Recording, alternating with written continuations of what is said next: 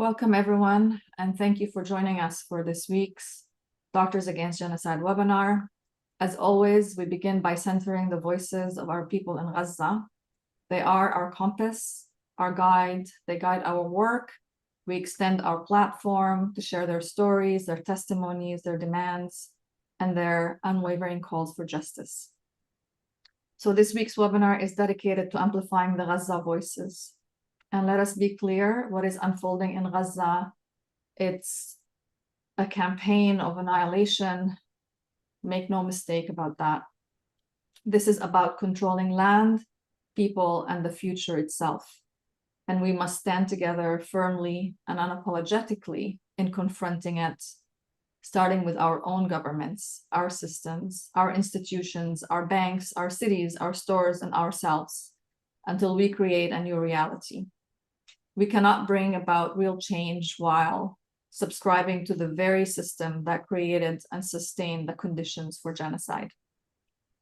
We will also be connecting with the People's Conference, if we can, where our co-founders, Dr. Nidal and Dr. Karama, will be speaking alongside Dr. Thaer Ahmed and Dr. Jill Stein, where an important new global initiative will be announced.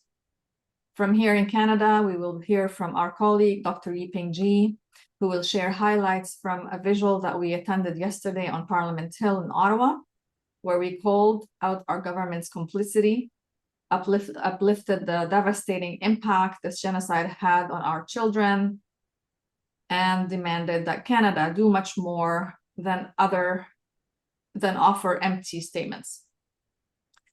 We will open today's program with the national anthem that was beautifully performed by the Palestine Youth Ensemble as part of the People Conference. After that, we will turn to our colleagues in Gaza, beginning with Munther if we don't have any doctors from the ground. So with that, I will start sharing my screen.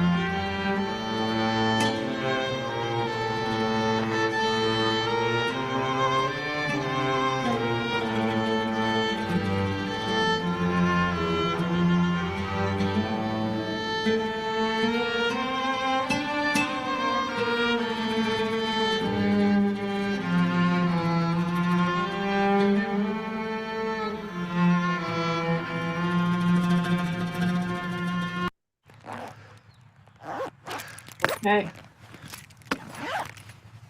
Oh.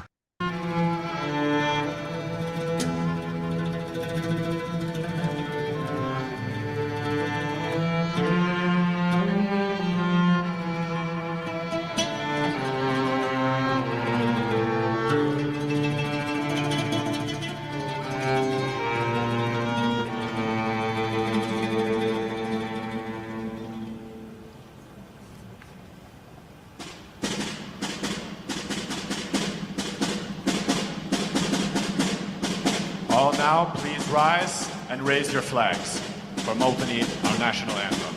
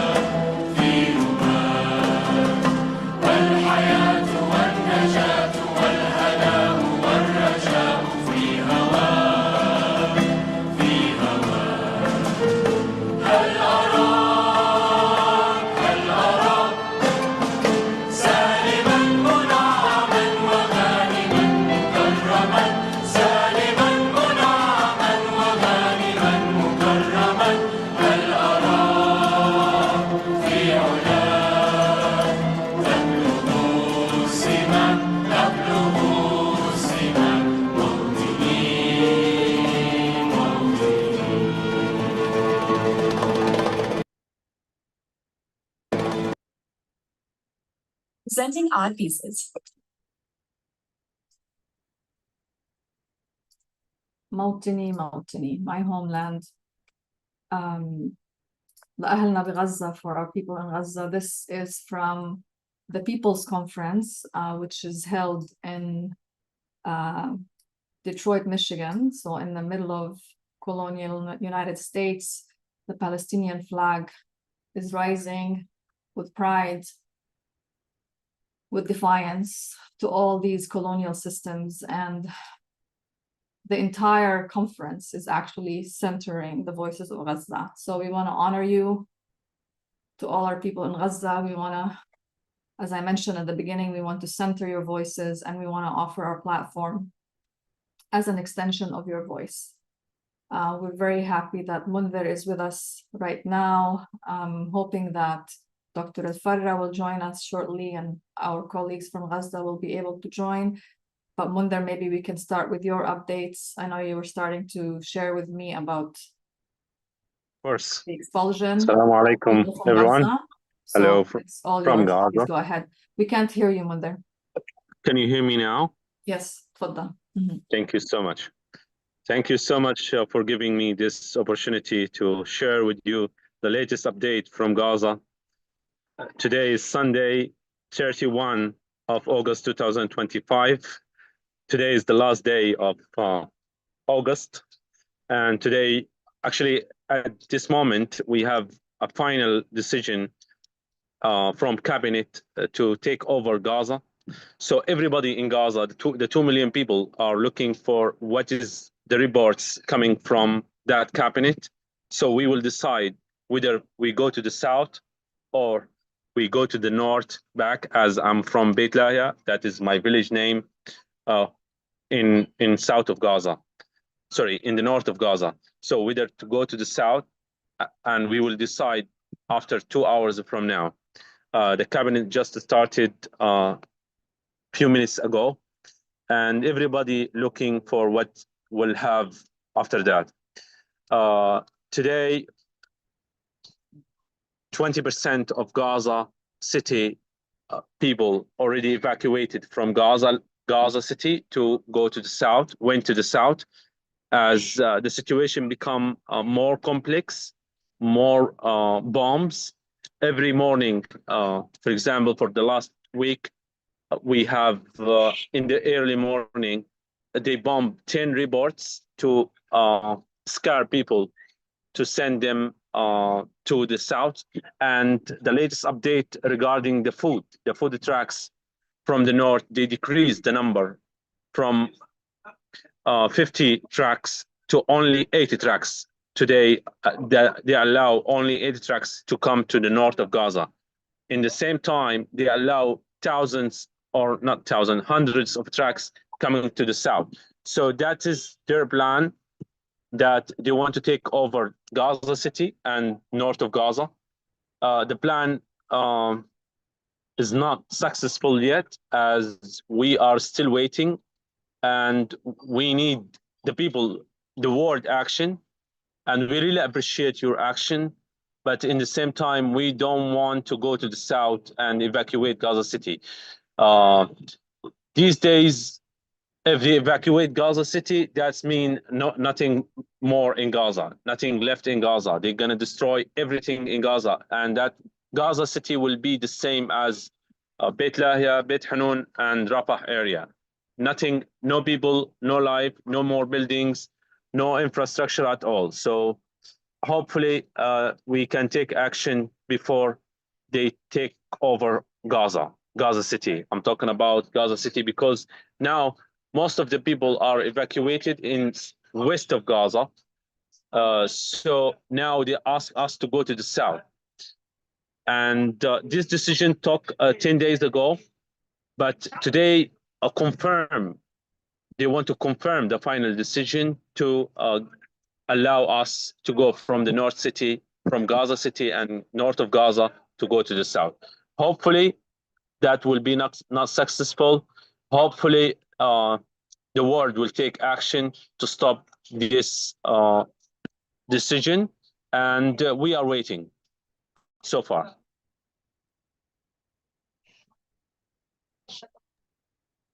So In terms, 20% has already started evacuating, moving south. And before we went live, you were mentioning that there's really no places for them to go. Can you describe that a little bit more? yeah, as you know, Israel already take over 78% of Gaza land. So the 2 million people now, they are concentrate on west of Gaza, in Gaza port, and in middle of Gaza, which is Deir al-Balah and Ninsarat. And little people also, they are concentrate in Khan Yunis. So Beit Lahia, Beit Hanun, nobody there. Jabalia, nobody there. And Rafah, nobody there. So now all of the people concentrating in 23% of Gaza land only.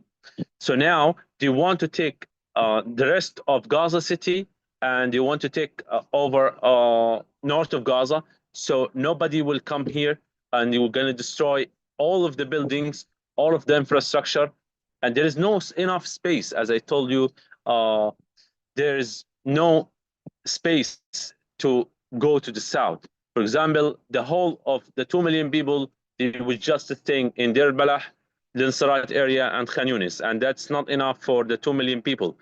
And the people already started to move. Today, where the most evacuated people are approximately 20% of Gaza people already evacuated, because we believe that once they took action or took a decision, they will implement it. So people scared for their children to be lost, so they try to take their children as soon as possible before they bomb all of the houses. And we got a very bad experience when we were in north of Gaza last time. So when they took a decision for me and my family, I will just leave. For example, I'm waiting for after 2 hours from now, once the cabinet, and that's not only me, that's the 1 million people who's staying and still staying in Gaza City. If the cabinet took a decision, we have to move, because there is no mercy on IDF. IDF, once they say, oh, evacuate this place or issue an order for evacuation, so we have to implement it. Otherwise, your life, I mean, there will not be safe place in Gaza. Even there is no safe place in the whole of Gaza, but we believe that south of Gaza will be more secure, and we will get more food. As I told you, in terms of food, now they will stop sending food to Gaza City and north of Gaza. So once they implement that, all of the food will go to the south, and that's happened in before the ceasefire, the last ceasefire.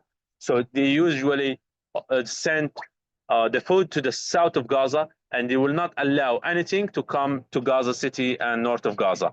So the people immediately will move without any reaction. Even the people here, they don't have money to for transportation, as the transportation these days become extremely expensive.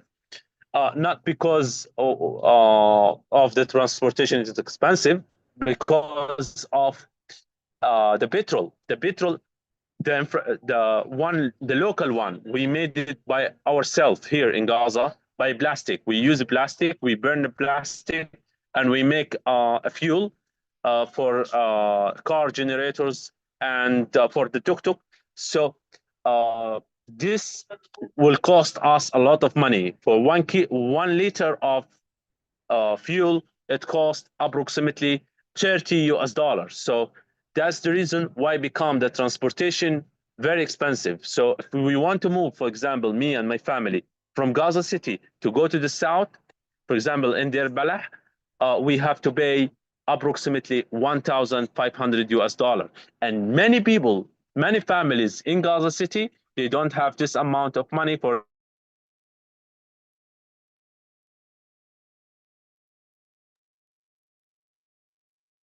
And there's connection might have gotten interrupted.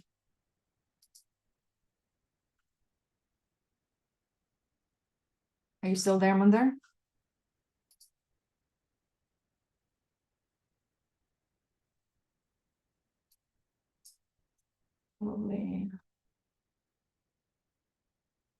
We'll give him a minute.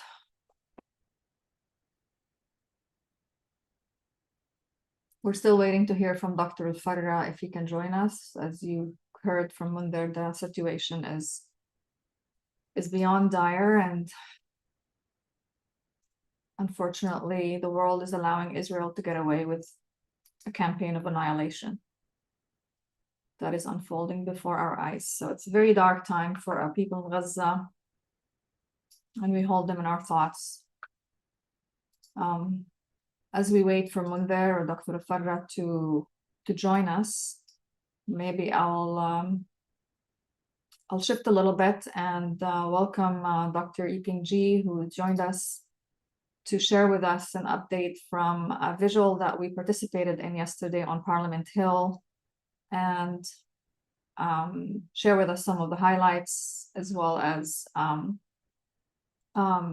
of the demands that we shared on Parliament Hill. Welcome, Dr. G. Go ahead.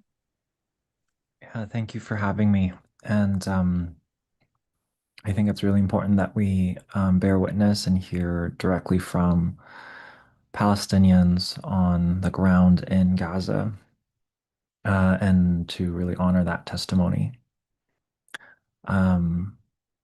Yesterday, healthcare workers based in the Ottawa region, but also others that came from as far as Toronto, Hamilton, they drove all the way up and flew to Ottawa for this vigil and press conference that healthcare workers organized with a coalition of different organizations. And we went to Parliament Hill, the steps of Parliament Hill, outside Parliament Hill, to highlight the impacts of the genocide, Israel's genocide of the Palestinian people in Gaza on healthcare and on the children in Gaza.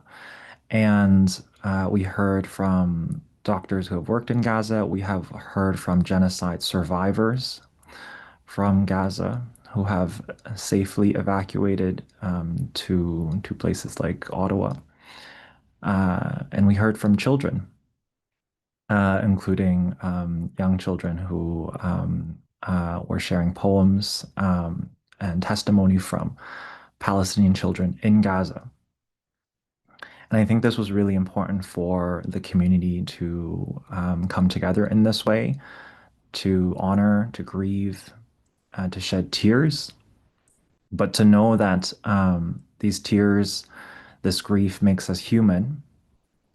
But what is required is to channel our rage and our frustration into action, into solidarity, into meaningful ways to throw sand into the cogs of the colonial imperial machinery that is allowing Israel to continue its onslaught in Gaza.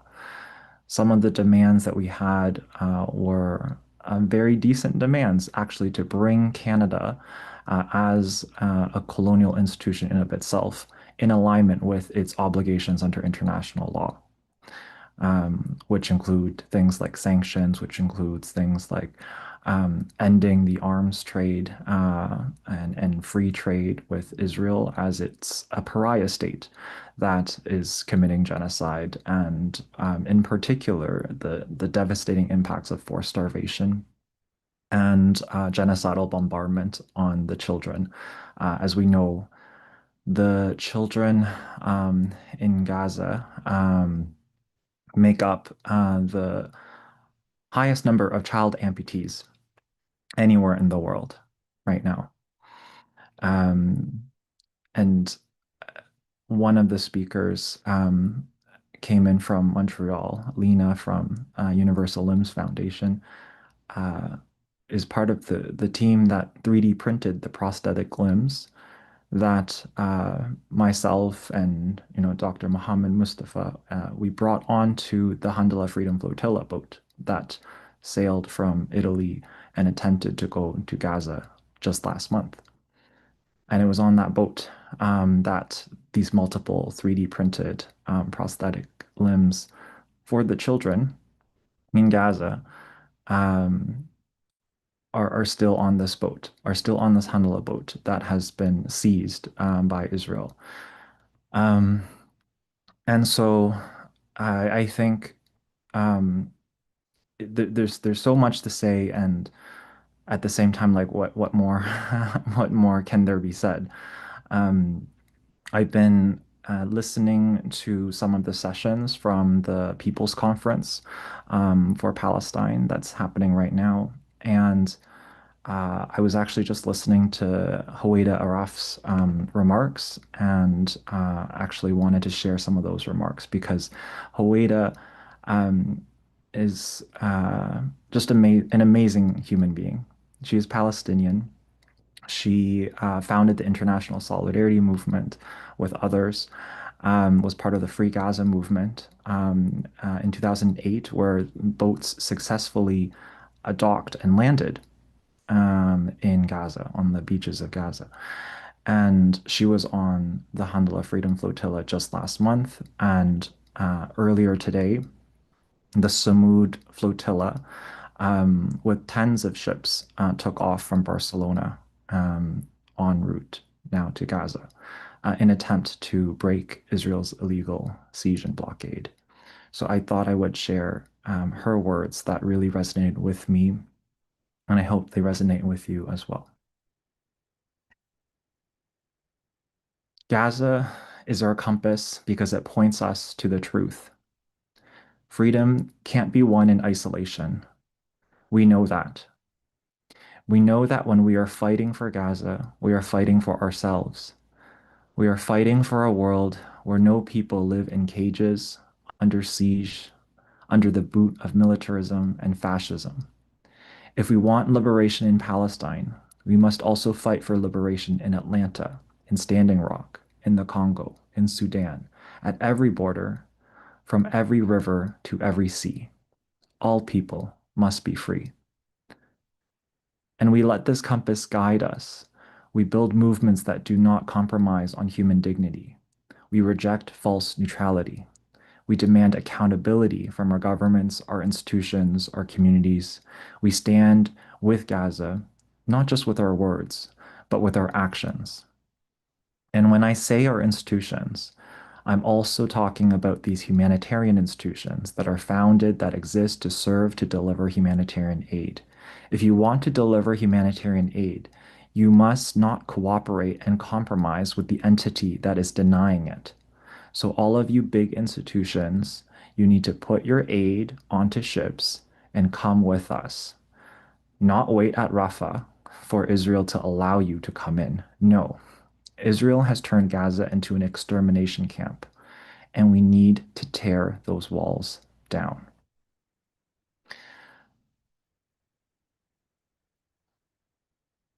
So I just think we have to keep organizing. We have to keep the pressure on. There's so many things that we can all do together. We are stronger together.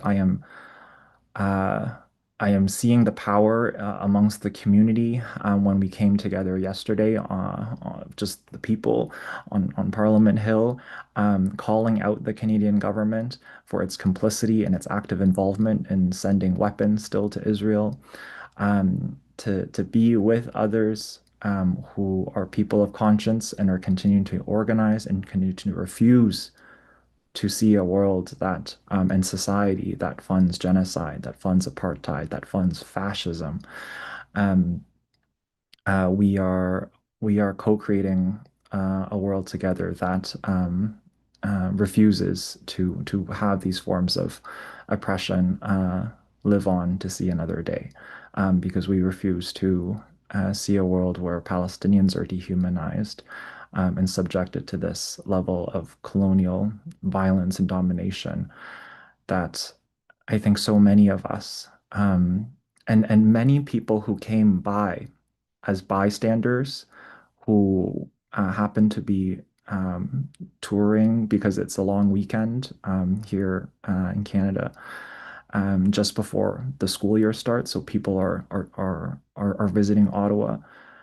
I saw everyday people stop to take pictures of the displays that we had, the testimonies from doctors, the images and stories of children from Palestine, from Gaza, and they had tears in their eyes. They were taking these photos of the displays and listening to the names of Palestinian children that were being read. Because after the press conference, we started to read the names of Palestinian children killed in Gaza by Israel. And it was in ascending order by their age. And we started at 2 o'clock and we went until 6 p.m. So for 4 hours, just past 4 hours, we only just got to the 4-year-olds. So this effort will also continue. There will be more of this, but at the same time, just like sitting in that level of discomfort of how much longer will this go on, and to really actually sit in how what levels and depth this horror really is, and to know that our taxpayer dollars, our companies, the companies in our neighborhoods, our governments, our universities, our colleges, our pension plans, they're so heavily complicit. And yes, grief, yes, tears, yes, our rage is important, but let's channel that into material action and solidarity with the Palestinian people for their right to full liberation. Thank you. Thank you, Iping. I think somebody asked for the texts from Huwaida Arraf speech that you cited, so we can share that, of course, if you have it. Of course, I'll share it in the chat. but I'll also share the link because I delivered it, in a way that I would just recommend going to the recording, because she delivers it in such a powerful way that I think you need to listen to her deliver her words. Yeah. Absolutely. Thank you. Okay, so Munther just join us again. Ahlan, Munther. Yeah, I came again, and I'm sorry No, don't be. that the internet connection is not really good, and we used to get electricity through generator or sometimes through the solar panel. And I'm sorry to inform you that these days, most of the batteries that we have, it is out of service. It is not working very well. So that makes the electricity and the internet to be cut a minute after 1 hour, or maybe while we are talking, maybe they're gonna shut the internet or they're gonna shut the electricity. So as you know, even while I'm talking to you, there are so many drones. If you can hear the voice of drones on the sky. So I feel that every one person in Gaza have one drone monitoring us.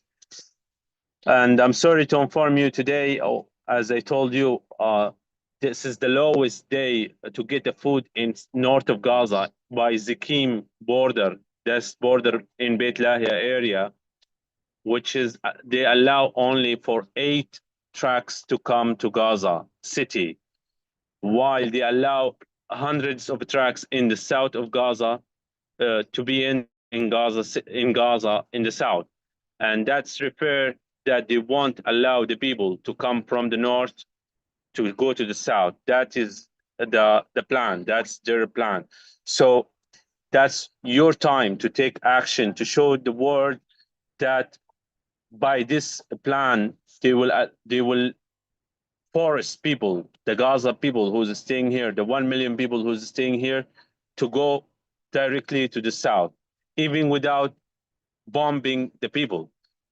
That's the situation, and I want to inform you that I'm sorry. Today we lost 7 people asking for humanitarian aid, and they are not stopping bombing us. Just now they bombed a place near a hospital in a Sabra area. there is a hospital there. So, and yesterday they bombed a place in Gaza City, and they said they killed the Hamas speak a man, but there is no confirmation yet about that.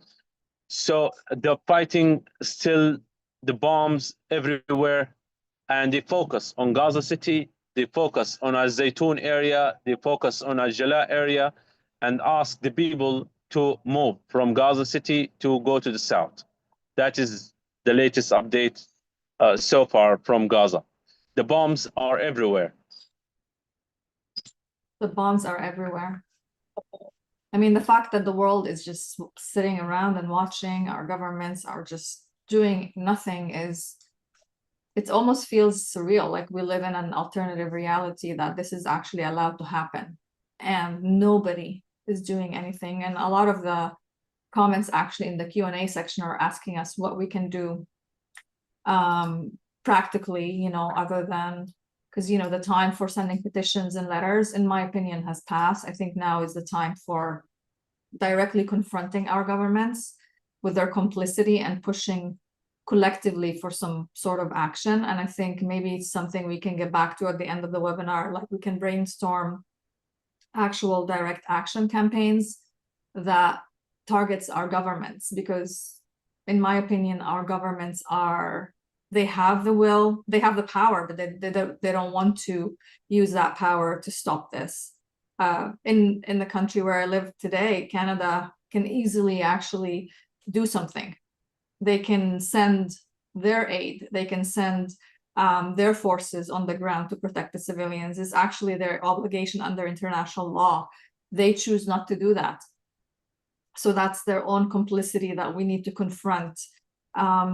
And we need to push our elected officials that are paid by our tax dollars to do something outside of just those empty statements and, you know, those condemnations that end nowhere, right? We know that our government still sends weapons that kill our children. They lie about it, but it's true. They are sending the weapons, and these weapons are directly killing our children, our families, and our loved ones. That's right. Our government is refusing to evacuate family members of Canadians. And they created this very cumbersome, very bureaucratic process to make it almost impossible for anyone to leave and join their family. All these processes, all this bureaucracy and red tape is created specifically to not help our people. We saw the contrast with Ukraine when it was so easy, you know, immigration officials to Ukraine to process the paperwork. But in the case of Palestinians and Gaza, it has been nothing but bureaucracy and red tape and, you know, processes that are designed specifically to not allow humanitarian evacuations to happen. And so I think the action should be directed. Whoops.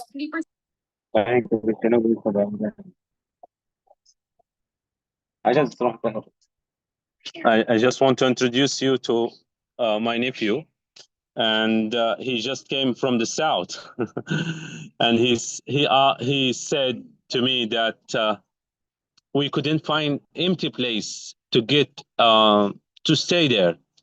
So the situation is really difficult in terms of the space. So they want to push the 2 million people to stay in that area in the south of Gaza, and that's really not enough. So hopefully the world can get action before this to implement this plan, which is to allow the people in Gaza City to go to the south. And even the rent, to rent a place in south of Gaza, it is very expensive because the limitation of land that makes the situation more difficult in terms of renting a place. So 1 meter of land in south of Gaza, it costs us around $2, $2 to get your tent and small space. You need at least $200 monthly, which is, we don't have it. and there is no free space in the south of Gaza. In the same time, we want to focus on transportation. The transportation, it is extremely one of the most expensive transportation in the world. Not because we have luxuries cars, because we have the most expensive fuel in the world. As I mentioned, 30 US dollar for 1 liter of fuel. In the same time, the I mean, to get from Gaza City to go to Deir al-Balah, for example, it should be for 10 minutes because less than 10 kilometers. But now, if I want to go from morning, I will reach at least in the afternoon. It took 4 to 5 hours to reach there because of the traffic, because of very bad infrastructure. We don't have very good roads. So, for example, my nephew, he went to search for a house. It's not a house. There is no more houses there.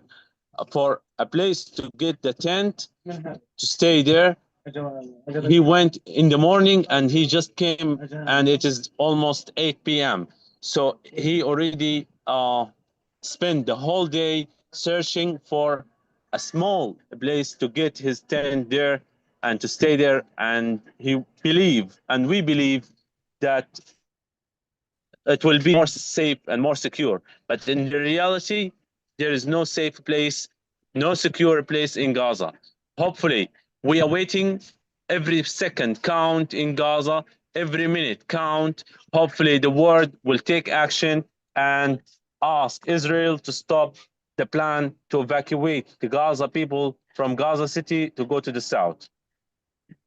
Munther, can you please talk about, some people in the chat are asking about being able to purchase tents and if they're available. Can you talk a little bit about that for the people in the north that are trying to evacuate to the south, please?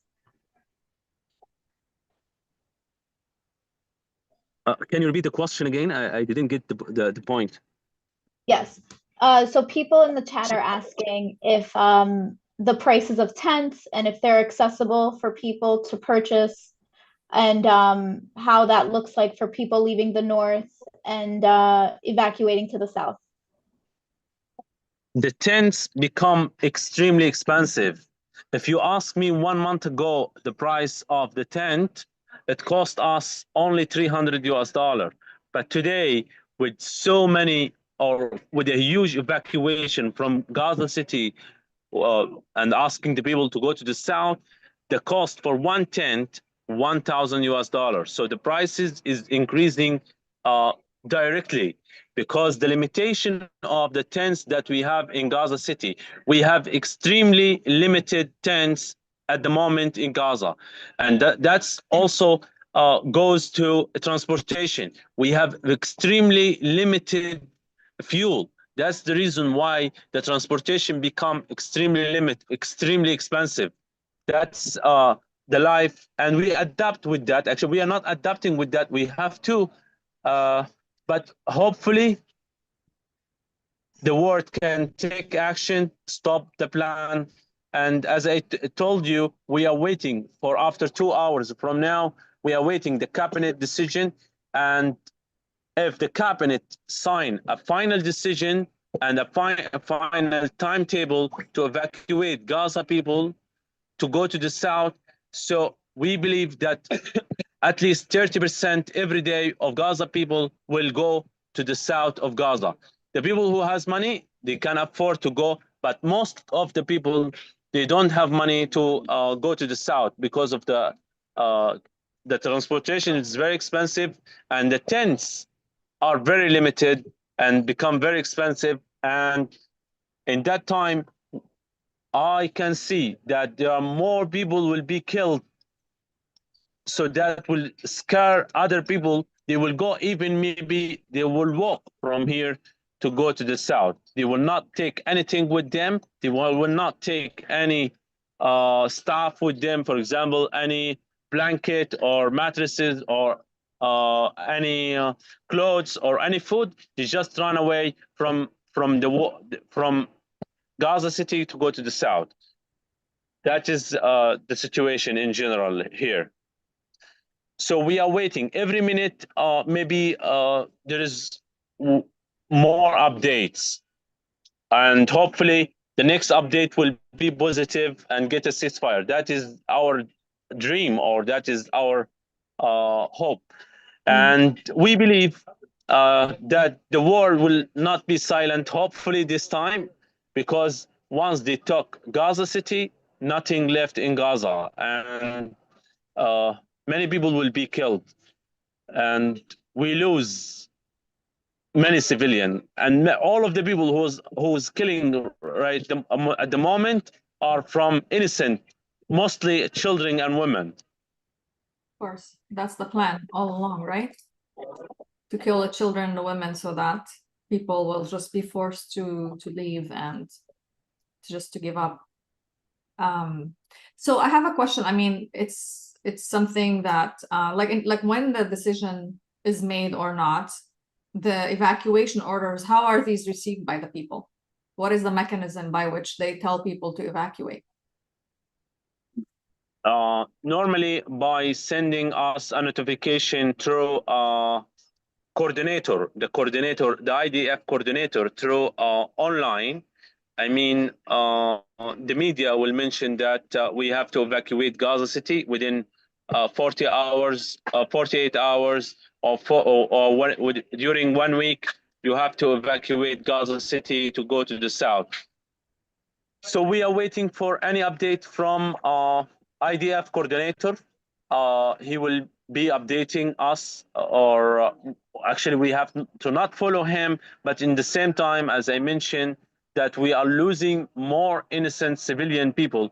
That forces us as a civilian to move from Gaza City to go to the south, even without thinking of how we will go. Or normally that's happened for us, as I am from Beit Lahia, that's happened for me and my family, that we left everything with us, behind us, and we just, for example, my wife, she just took my son and my daughter and leave Gaza, leave Beit Lahia with not holding anything. We just came, even we don't have any mattress or any blanket or even any clothes or any food. We just reached to Gaza City that time. That's happened on last October 2024. And hopefully will not happen again, because we have a very good experience now with evacuation. So once we get an evacuation order, we have to follow. If we not follow, that's make your risk of your life 100%. You will lose your life. So we try to be alive. We try to survive. We're trying to get a good news from the world, that and we believe the world are supporting, many people around the world are supporting us, and they want us to be alive, and they want us to be free as soon as possible. Thank you so much, Munther. Thank you. Any other questions for Munther from the panel? From the speakers? Okay, I'm just gonna shift very quickly to show one of the speakers yesterday from the vigil, who's a 15-year-old girl from Gaza, who was, you know, one of the very few people who were able to evacuate. Actually, as I mentioned, Canadian government is making it almost impossible for anyone to reach Canada, which is, you know, not only a discrimination, it's a violation of human rights, period. But I want to share her testimony because she is so powerful. She's 15 years old. Her name is Rusaila, and she spoke with such conviction and such passion that I really, really hope that our Prime Minister and his cabinet would listen to her. But here she is. I'm going to share her speech. 1 second.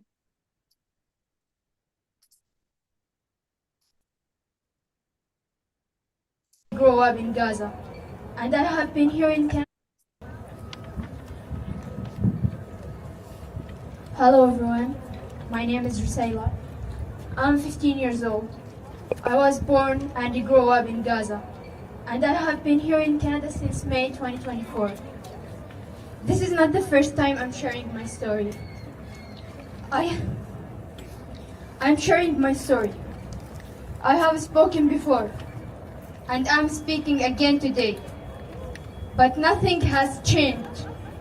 The only thing that changed is the number of children killed. It keeps growing every day. I wish I could tell you that things are getting better, but they are not. My friends are still gone. Children are still starving. Families are still being wiped out. And yet, I continue to share my story because I refuse to give up hope. Hope that one day this genocide ends. Hope that one day the children of Gaza will finally be able to live like children, not victims. And so, once again, I stand here to tell you my story because my words are the voices of so many children who can no longer speak. Today, I want to tell you what it's like to be a child living through a genocide. In Gaza, children do not have a normal childhood. We grow up with bombs, fear, and loss. We see things no child should ever see. Today, I want to share a part of my experience and what happened to me during the ongoing genocide. We lived in the north of Gaza. I will never forget the day of October 9, 2023.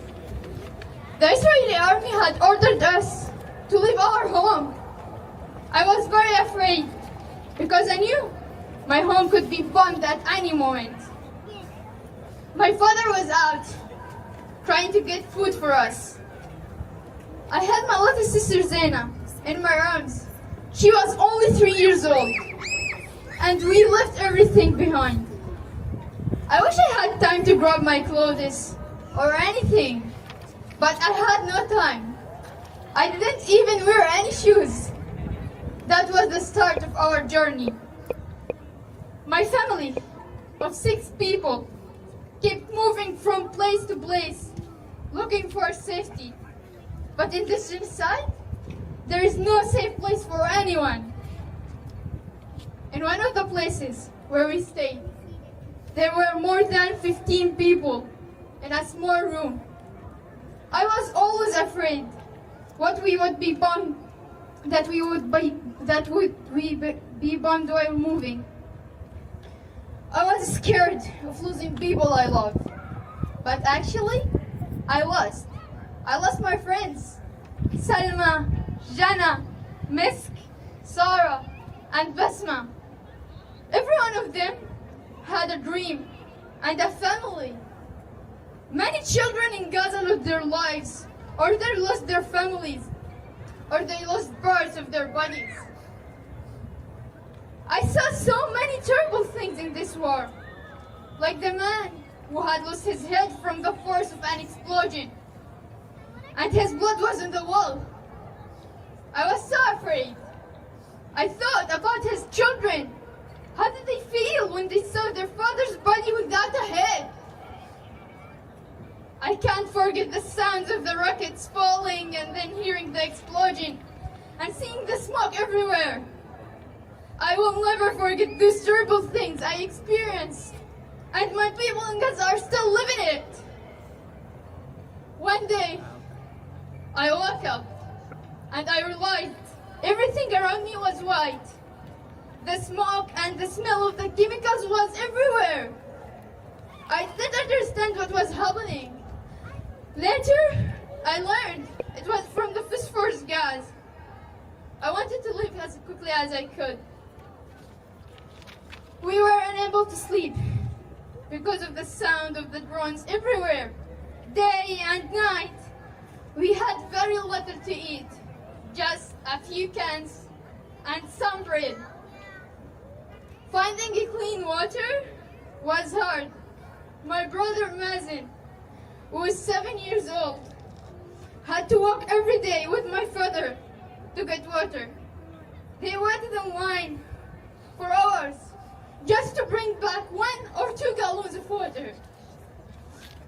One day, in Khan Yunis, an Israeli attack was so strong that a boy was thrown in the air and smashed into our door. He was covered in blood. My father rushed him to the emergency room. And we kept moving. We couldn't find a place to stay. We were lucky to finally find a place in Eastern Rafah. People were living and sleeping in the street. I saw a lot of children in the streets in the cold winter without homes, without families. The Israeli occupation had destroyed their homes and killed their families. The hospitals in Gaza are not really like normal hospitals. Blood was everywhere, bodies were everywhere, and there weren't even enough beds for the wounded. Even now, nothing has changed. Even after all the horror experienced by my people, especially those who sought refuge in the hospitals, nothing has changed. I miss my school, my friends, and Gaza. When I talk to my friends who are still in Gaza, they tell me, I slept hungry today, and we can't find anything to eat. I feel sorry for them. I wish I could do anything for them. I wish I could end this suffering. I wish if I could end this genocide. Every child should have the right to live in safety, to eat food, to drink clean water, to go to school, to be healthy, and to grow up with their loving family. But the children of Gaza do not have these rights. Instead, they live in fear.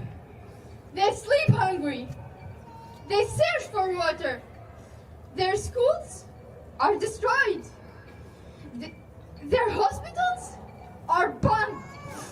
And many have lost their parents forever. Their childhood is not only being stolen, it is being destroyed before their eyes. My friends and my family in Gaza are not asking for much. They need food, they need medicine, they need education. But before all of that, they want to simply stay alive. Please, please, please, don't forget the children of Gaza. Do not let the world stay silent while they are starving, suffering, and dying. Keep talking about us, because our voices are being burned under the rubble. Thank you.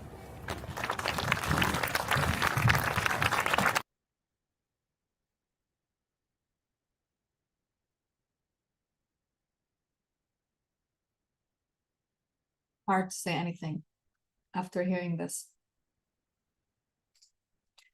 You know, one thing I keep thinking about is how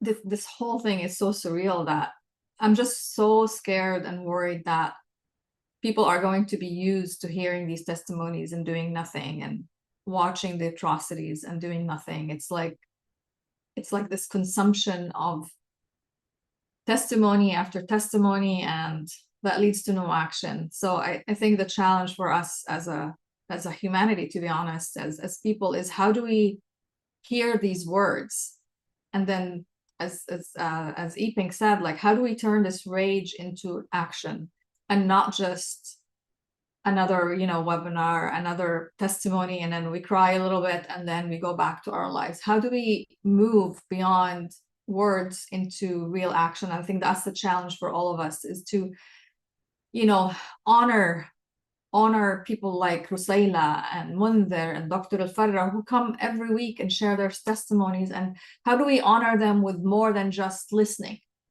and taking that, all we heard, all we consumed, into real action? And I think this genocide will eventually end. It's not a question whether it cannot continue forever. But the question is, what do we do in this moment today to hold our governments accountable, to hold ourselves accountable into taking meaningful action? A lot of the conversations we had yesterday, during the vigil and being together, is that, we don't want to just send another letter. Enough. We've shared demands and letters, and we've done all of that, but what can we do more to make it impossible for our government to ignore us, and impossible for them not to take action? It's either take action or what else? Like, what is the what else that we need to think about? And I think that's what I think about all the time. How do we move from hearing these painful stories and these absolutely human examples of, what our humanity has done to each other, and how do we take that into something actionable? And that's a question that we should challenge ourselves with answering collectively. I was hoping to actually connect to the People Conference, because Karama, Nidal, and others will be speaking, but it looks like the People's Conference agenda actually is delayed today. So I'm not sure if we're gonna be able to get to them. I'm also very concerned and worried that we haven't heard from Dr. Al-Farja today. And I'm hoping that we can hear from them. But Karama, I think, or Nidal has joined us from the People Conference. So let me see if I can bring them up.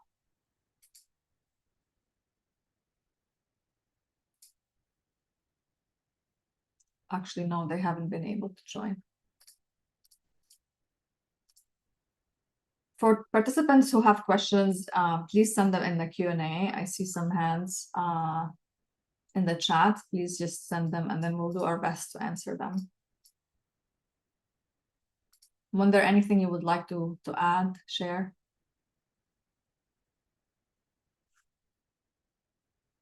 Thank you so much for your support. I just want to add, try to take action, stop the war, and anything else will be a secondary. That is our demand. That is our dream. That's what we are looking for. Yeah.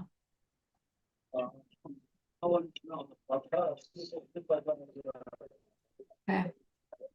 Maybe now is a good time to turn it to our panel who's with us today to share reflections, ideas, suggestions.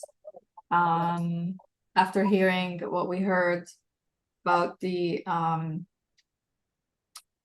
as Munther said, I hope that you don't have to evacuate Gaza, because we know what that means. We know that if Gaza is evacuated, this is actually to be killed in Gaza City. We prefer to be killed in Gaza City rather than to evacuate to go to the south. Even the south is part of Gaza, but we believe that this is our land. This is our soul is here. So to get our soul is better for us to take us from this land. So that is our decision, to be in this land, to not move anywhere. And we need your support, actually, to be here in Gaza City, to not go to the south. Oh, good. What just thinking about these choices, we prefer to die in our city, in Gaza City, rather than evacuate and face Absolutely. the That is the point. What's the living situation where you are right now? Are you in a tent? Is there still structures where you actually now I'm in a cafe. In Gaza we have so many challenges. One of the most challenges for me, in terms of me, to get internet signals. Sometimes I go to internet cafe, and I was very lucky that as I told you my story, I'm in a cafe now near to Al-Baqa. If you remember, that was just 10 minutes, 10 meters from here, where I'm sitting at the moment. So hopefully that will not happen to the cafe that I'm getting the internet signal from. And it is just near to my tent where I'm staying, in a camp named Almina camp. Almina camp. Okay. And so, Yeah. if you evacuate, And there are so many displaced people here, Mhm. thousands. Most of the people who left Beit Lahia came to Gaza City, and especially in this area, in Gaza port, Almina. yeah. Oh, 1 second. Let me just see. I think the People's Conference folks are speaking. Oh, yes, they are. I'm going to try to connect to the People's Conference. Talks by Karama Anidal and Dr. Taher Ahmed. Let's see here.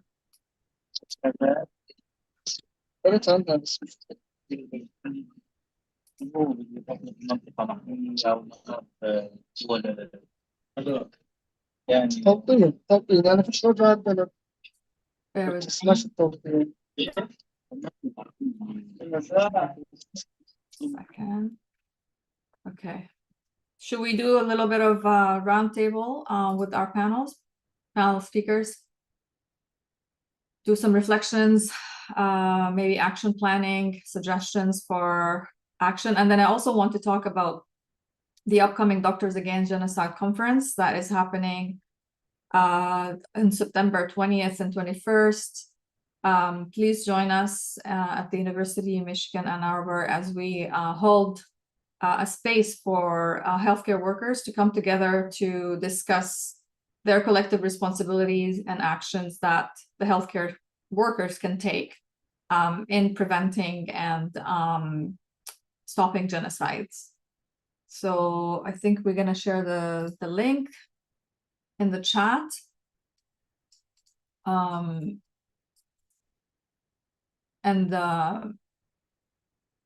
Yes, I'm going to ask our panel speakers to join us in reflection. Maybe I'll start from right to left. Mary Beth, are you able to share a few thoughts with us? Sure. So, of course, thinking about the action step, one thing anyone can do, no matter where you live, is get involved with boycotting. You can live in a small town far away from a protest area and you can boycott.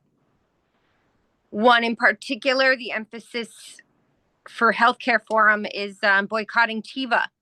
Today, if your pharmacy is open, you can call your pharmacy and tell the pharmacist you don't want any Teva products. While Teva is the largest manufacturer consolidated of generic medications throughout the US, the products they make are available through other manufacturers in smaller industry factions. So today, and even if they're closed tomorrow, you can call Tuesday and tell them no Teva products. And it's a way to start. I also encourage people who live in sort of these smaller town areas that are calling in with our webinars and getting this information. You can engage your local communities. You can talk at borough council meetings. You can ask for time in a church session. You can speak this. You can bring this into the lives of the people around you in all kinds of ways. One of our other members, Jane, had suggested in another conversation, you can even have a lemonade stand with your kids. And when people stop in your small town and buy lemonade, maybe you have a QR code printed out on a sheet ready for them with information. So these are just, again, some ideas for our callers, our audience, to do something in your day-to-day life to continue propagating the importance of this effort.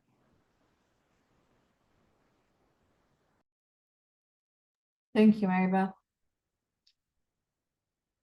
Marta?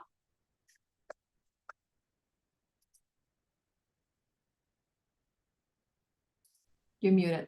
Hi, I'm unmuted. Uh, Munther and Yipeng, it's so good to hear both of you. And it's just, I think first of all is to witness, then grieve is so important. Then to turn the anger into action. Pushing for sanctions, pushing the government, continuing to push the government for sanctions. They're all coming out with some good words, but like you said, Maisa, already, I mean, everything's really been said, and the leaders the words don't mean anything anymore without sanctions. Divestment, and I think breaking the law. Civil disobedience, rather. It's the better form, the better way to put that. There's a long, rich history of civil disobedience that has led to change, and I think, I want to find ways to enter into that myself. I'm kind of tired of all the talk. Yeah, absolutely. We're all tired of all the talk. Thank you, Marta. Miriam?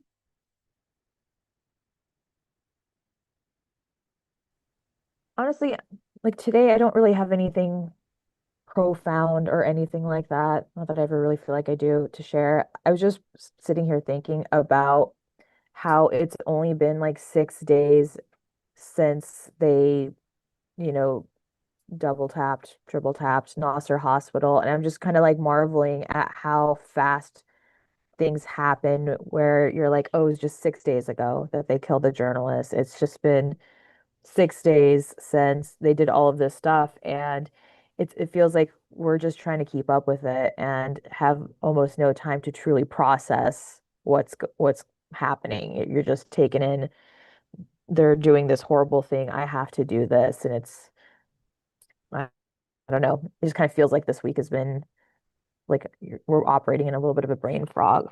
You're like, okay, the Samud flotilla is sailing from Spain today. Excellent. And then you're like, oh, but they killed all these Yemeni ministers yesterday and no one has said anything. I haven't seen any coverage of that in our American media. That's like taken out the UK government or something and no one having anything to say about it, and then you're like, when was it where our envoy to Lebanon said Israel gets to go where they want, do what they want, and we're seeing it in real time and it's very surreal. I don't know, just the processing is challenging. I don't know. Absolutely. Yeah, it's overwhelming. The intensity which this genocide is accelerating and spreading, and soon, the West Bank. I was talking to a friend of mine in the West Bank, and they're like, we don't know what's coming. People are so scared and confused, and this whole decision to occupy the West Bank and annex the entire West Bank, expand the settlements. Again, the world is doing nothing. People are extremely scared and not sure what to do and not sure what's coming. And the world is allowing this to happen. I can't wrap my head around how does something like this happen, live streamed, documented, continue to happen, and not only continue to happen, but accelerate in intensity and speed. And we continue to just watch it unfold as if it's the normal. And I refuse to allow this to be the normal. We should all refuse to normalize it and fight it with every fiber of our existence, because if we don't, then this is going to continue to happen in different parts of the world. And yeah, it's crazy. Iman. Assalamu alaikum, everybody. I wanted to thank Munther. I think he jumped off, but for coming, and I can't even imagine what it's like to share what is going on with you, and yet every week we're at the same place or even worse.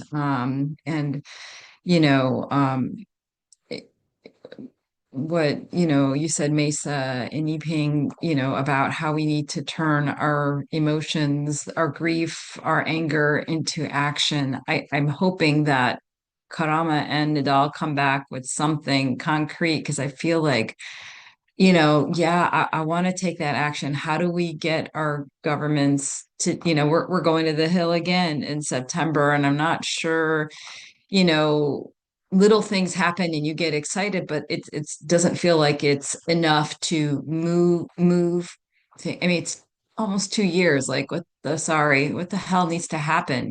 Like, for that major thing, and I think, like how Miriam said, like, it's exciting to see that all these ships have left for Spain, but I'm like, like, you probably need to send ships from like everywhere. Like, you need to send thousands of thousands, like, so that they're not going to be able to stop all of the, like, and so how do we get, I think, I'm so bad with people's names, but there was the woman who spoke from South Africa last week, like, how do we collectively get everybody who cares about this at the same place at the same time, because then they can't, I don't think they could stop if we had stopped that much. But how do we collectively get ourselves together to move this in the direction that it needs to be moved in? And I feel so horrible that they are just sitting there waiting, and to go where, to do what, like,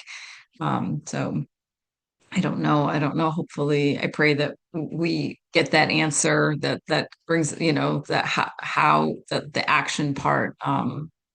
Anyways, I'm sorry. I don't have much more to say. Yeah, no, thank you. I mean, I think it is, it is about like moving us together towards the same outcome. And, there's going to be different tactics and different strategies. But I think at this point, after 2 years, we know what we tried and we know what was more successful than others. I mean, and I think we'll talk about this, Van Hollen and the recent visit they had, and the statements they're making, some good, some better, some not so good. But how do we encourage more Congress people to go and witness for themselves and put pressure themselves on this genocidal entity to move and do something? So we're seeing, individual initiatives here and there, but how do we make this move from an individual ad hoc thing to the thing that is pushed and encouraged across the board? I mean, we haven't seen the same, we can push the same from like Canada and other countries, but like I think we need to keep pushing for more, and to keep pushing for action versus statements at this point. Absolutely. Danya.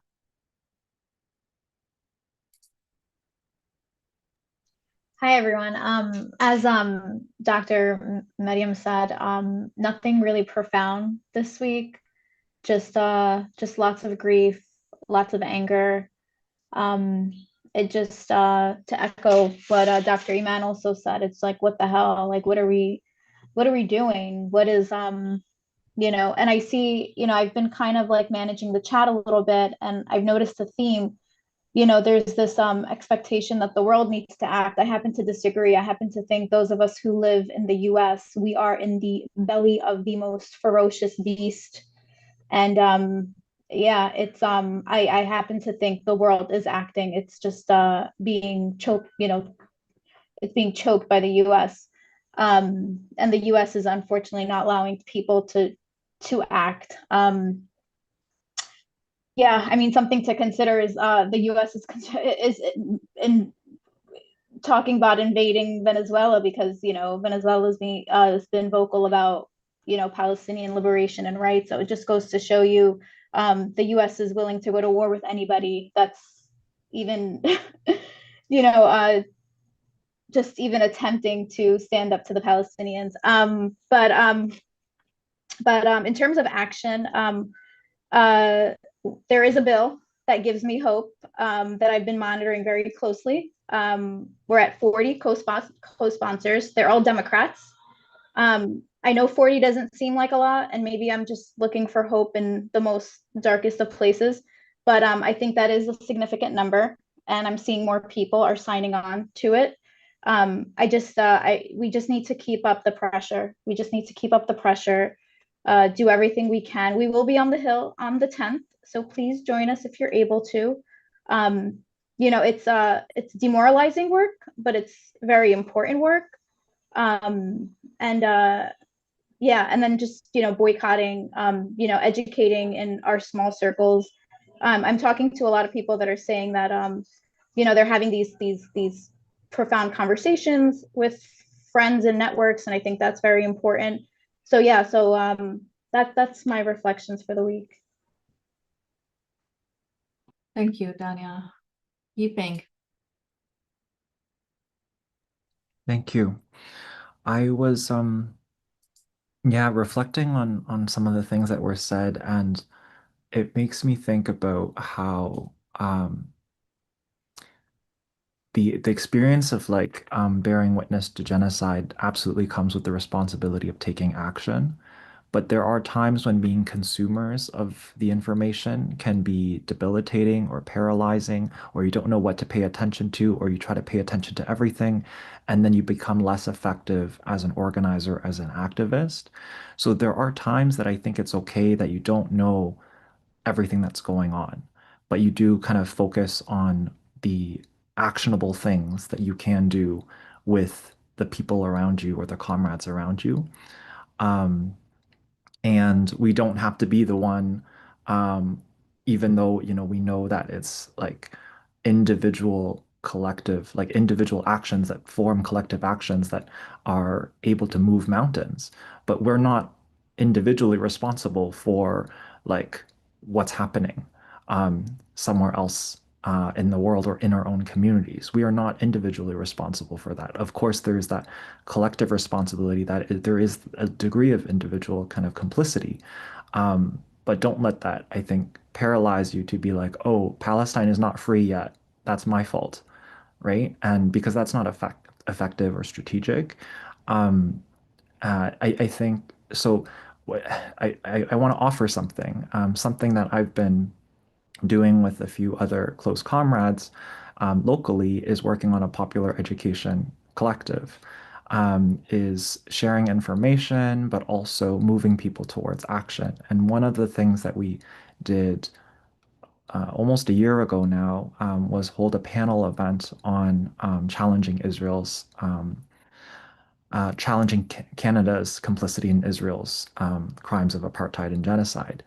And we offered actions because, well, any kind of popular education should come with actionable things. You don't consume education just for the sake of it. You consume it so that you embody it and then you learn from it and then you do things that help change the political and structural conditions of the world that lead to injustice for ourselves, our community members, our people, our families.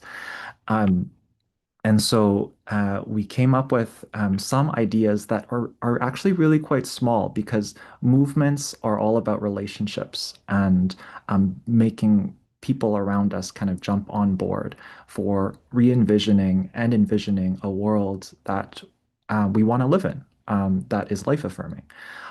So I want to share with you 10 collective strategic actions to challenge Canadian complicity in Israeli apartheid, but you can substitute American complicity as well, I think, with some of these examples.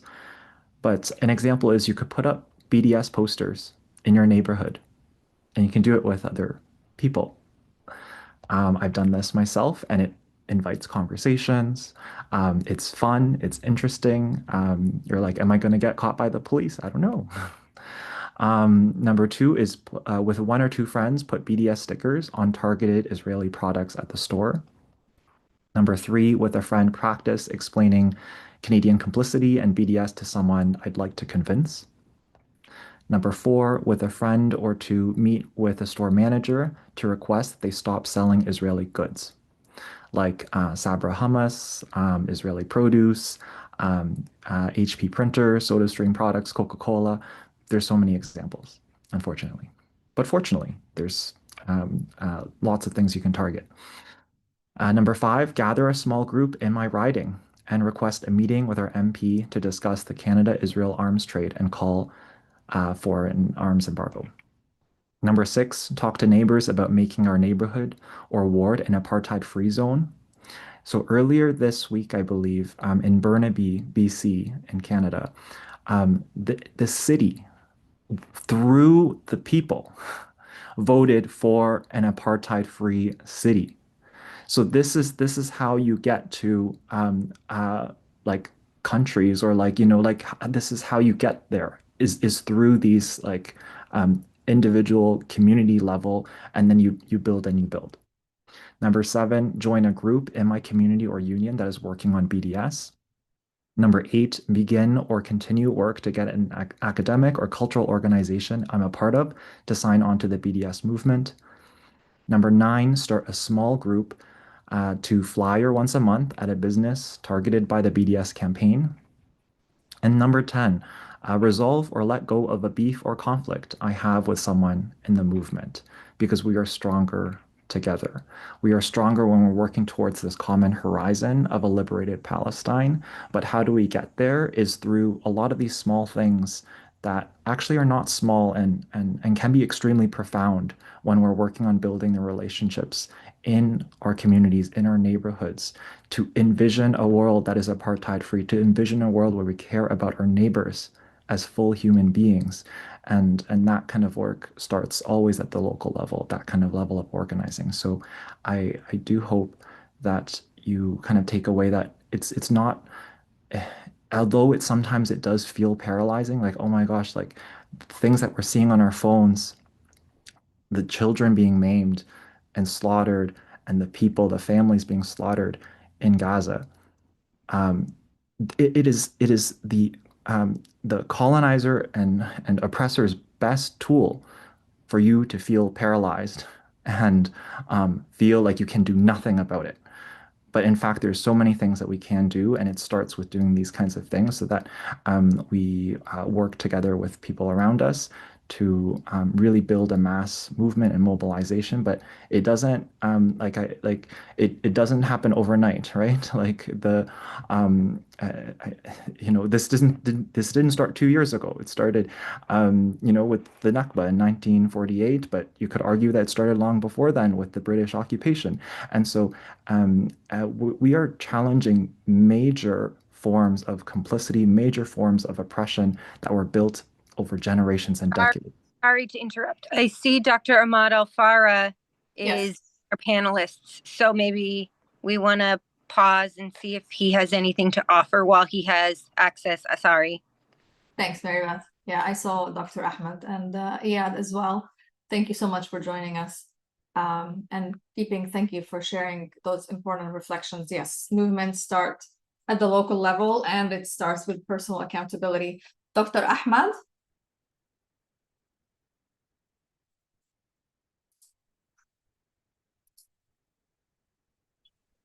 We're so happy to see you. Assalamu alaikum. Wa alaikum assalam.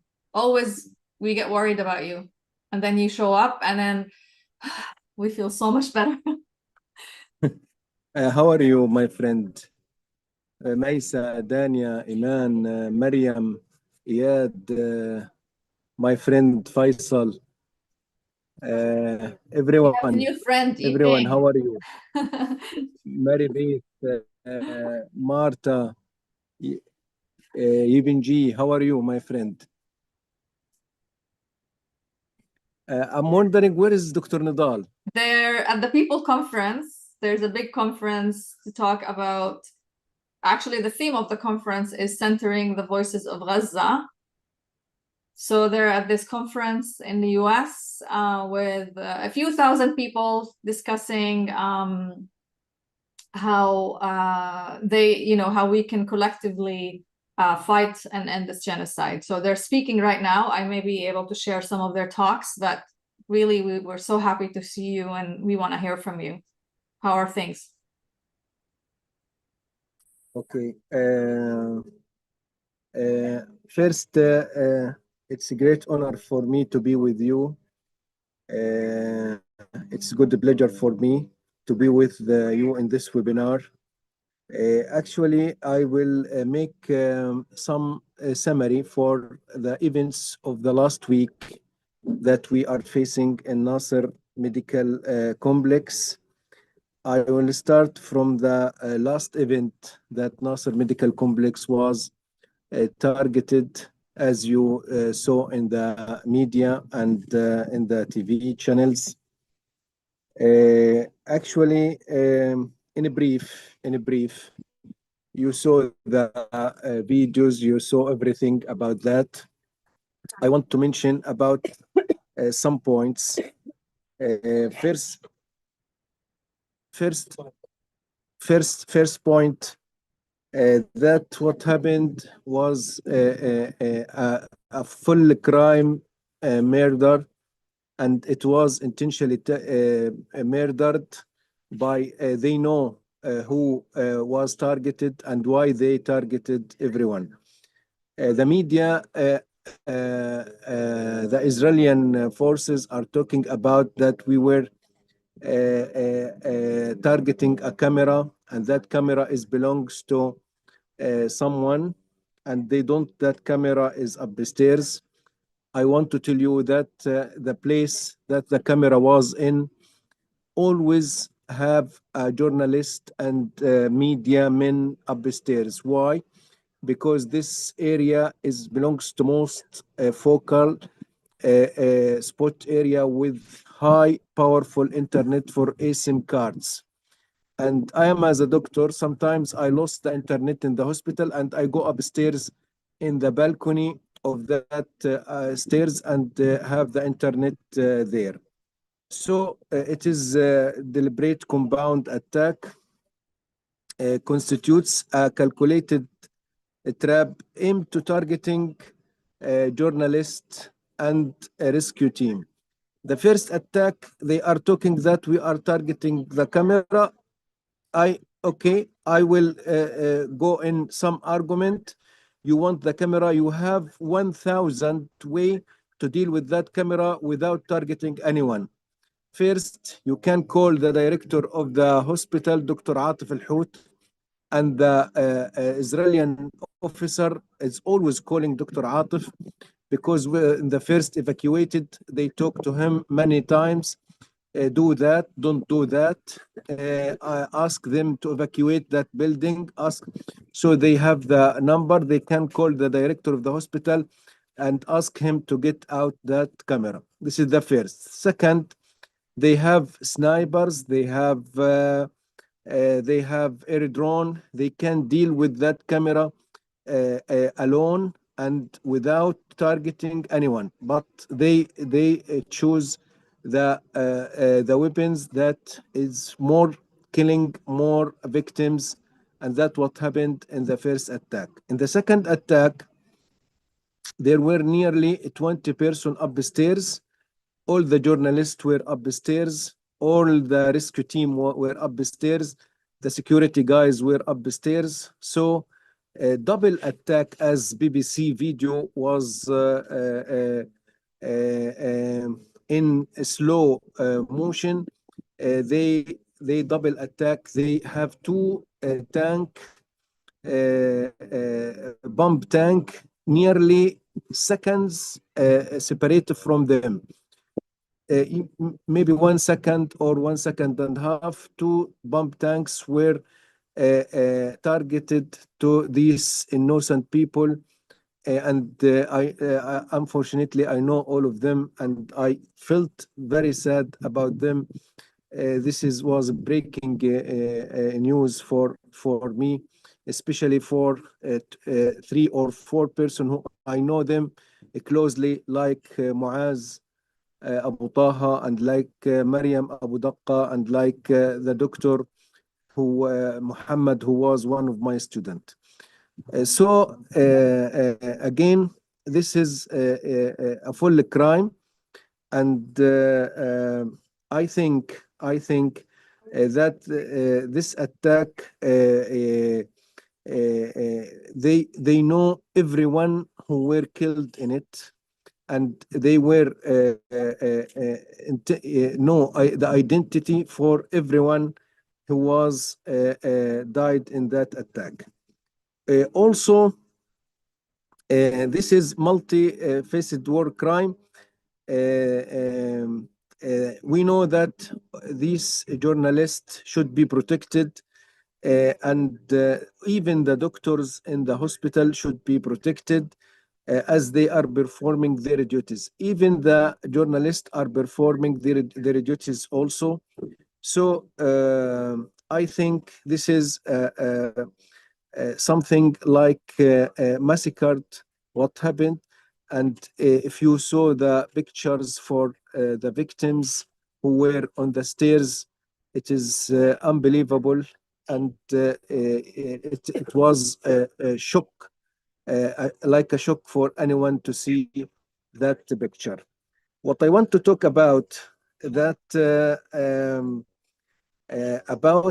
the agencies that are talking about the event. We heard some terms like Associated Press and Reuters and NBC, that we have some of our contracted journalists, that one of our who are dealing with us journalists, they are dealing with terms that maybe decrease the valuability of or the evaluation of these journalists. We don't know why they are upstairs, why are they going upstairs. So I think this is make some explanation about the dealing with the Palestinian journalists by illegal way, and this is make the Israeli forces to be not taking care about targeting any one of them. What I want to mention that the Prime Minister talked that this is a misleading, and he sorry about the victims, but our surprise will not be continue, because if we know that 249 journalists were killed since the beginning of this war, and as mentioned by a lot of men, that this number of journalists who were killed, 249, is exceed and more than the number of journalists who were killed in the World War One and War II and the Korean War, and even in Afghanistan, and even in the war that happened in the last century. So I think again there is something is aimed to silencing that journalist. They don't want the events to get outside Gaza. They don't want any sound to get outside Gaza. I think, and that's what we shared, and we listened to the journalists. I think a lot of my colleague here in this webinar saw the journalists who are talking, we have to kill all the journalists, all the Palestinian journalists. I think Dania is saw the video. You remember what's the name of the journalist, Dania? Which journalist? The one, the Israeli journalist who are talking about killing all the Palestinians.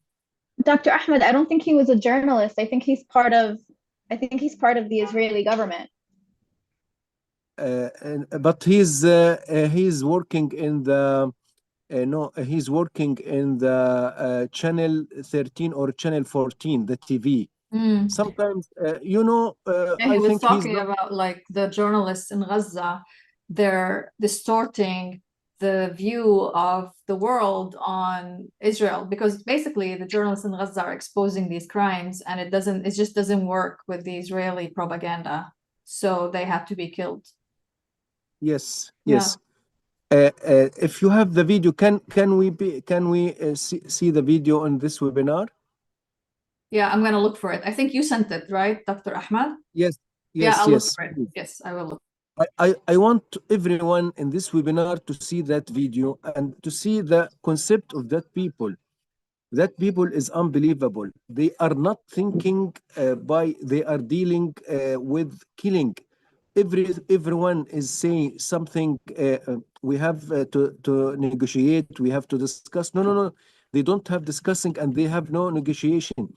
They have to kill anyone who try to raise his hand, and this is try to be in the opposite side. This is unbelievable, and what they are thinking and what they are doing is unbelievable.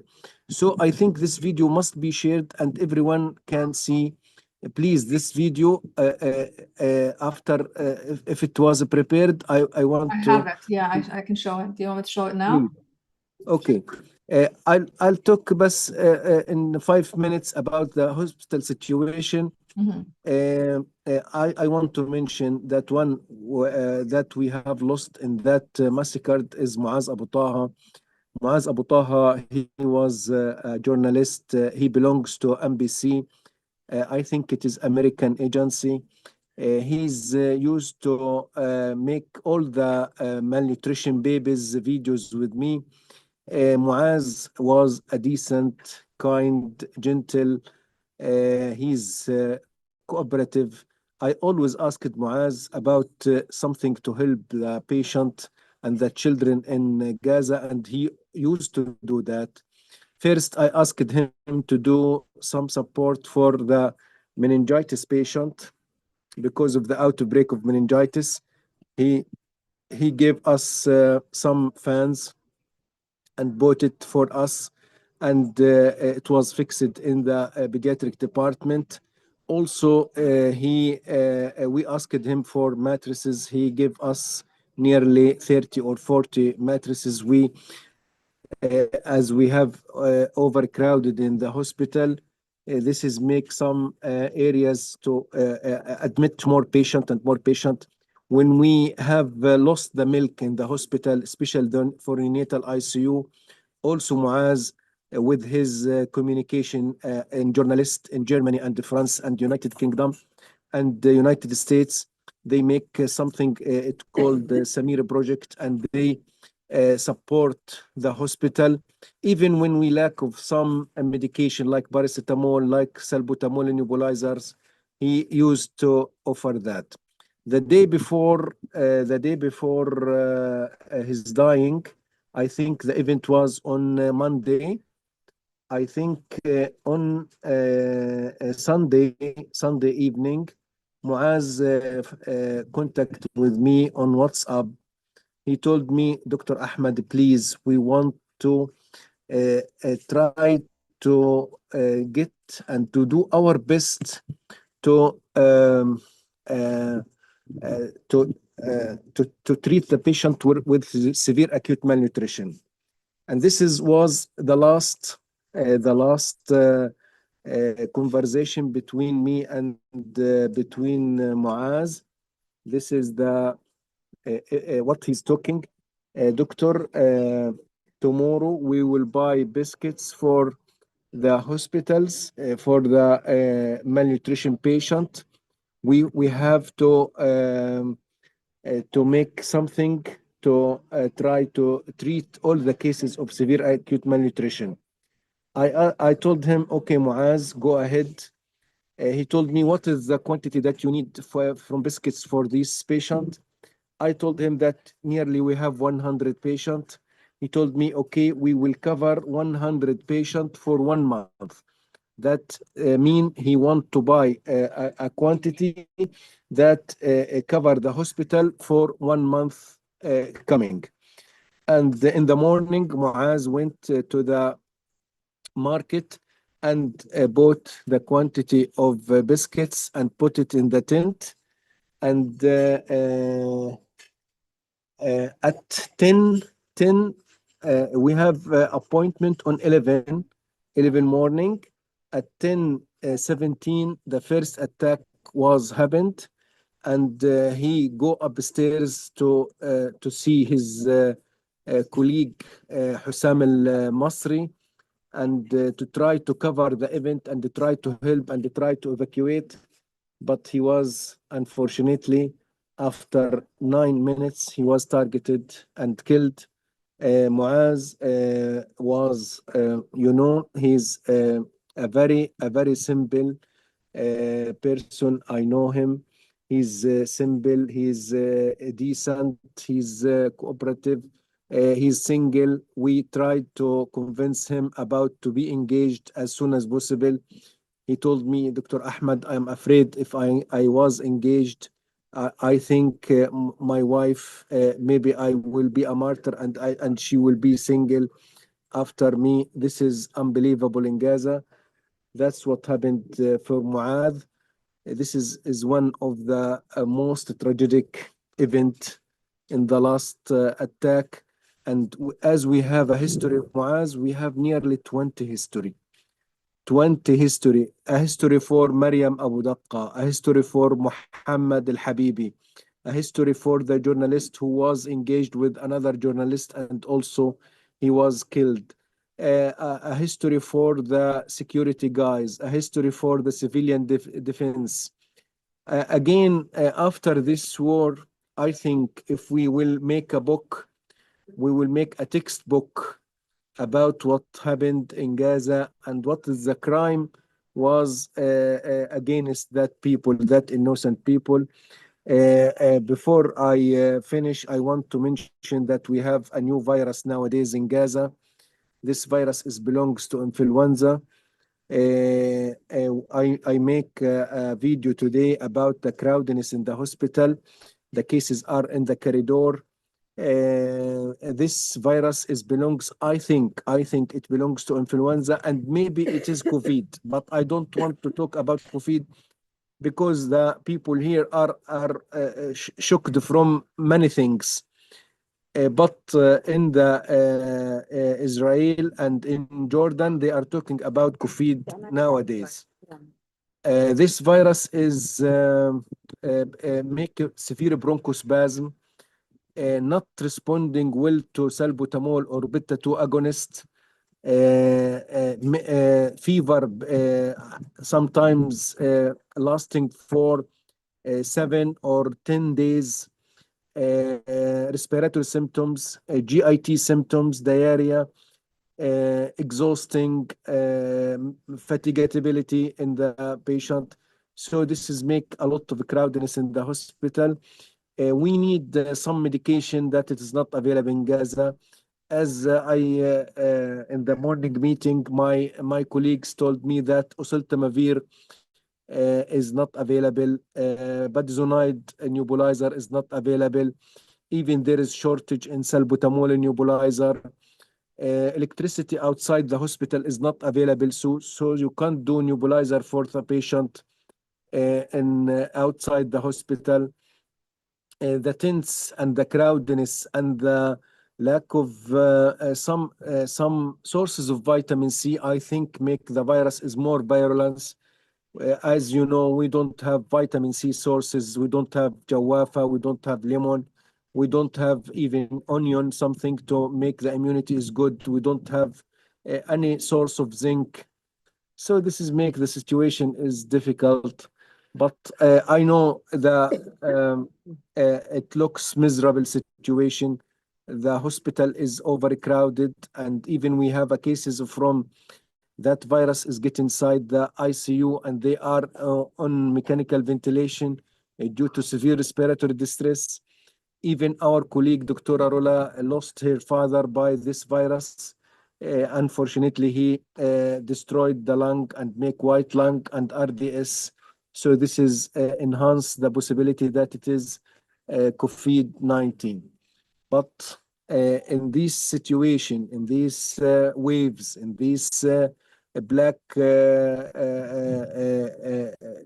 side, we have to continue.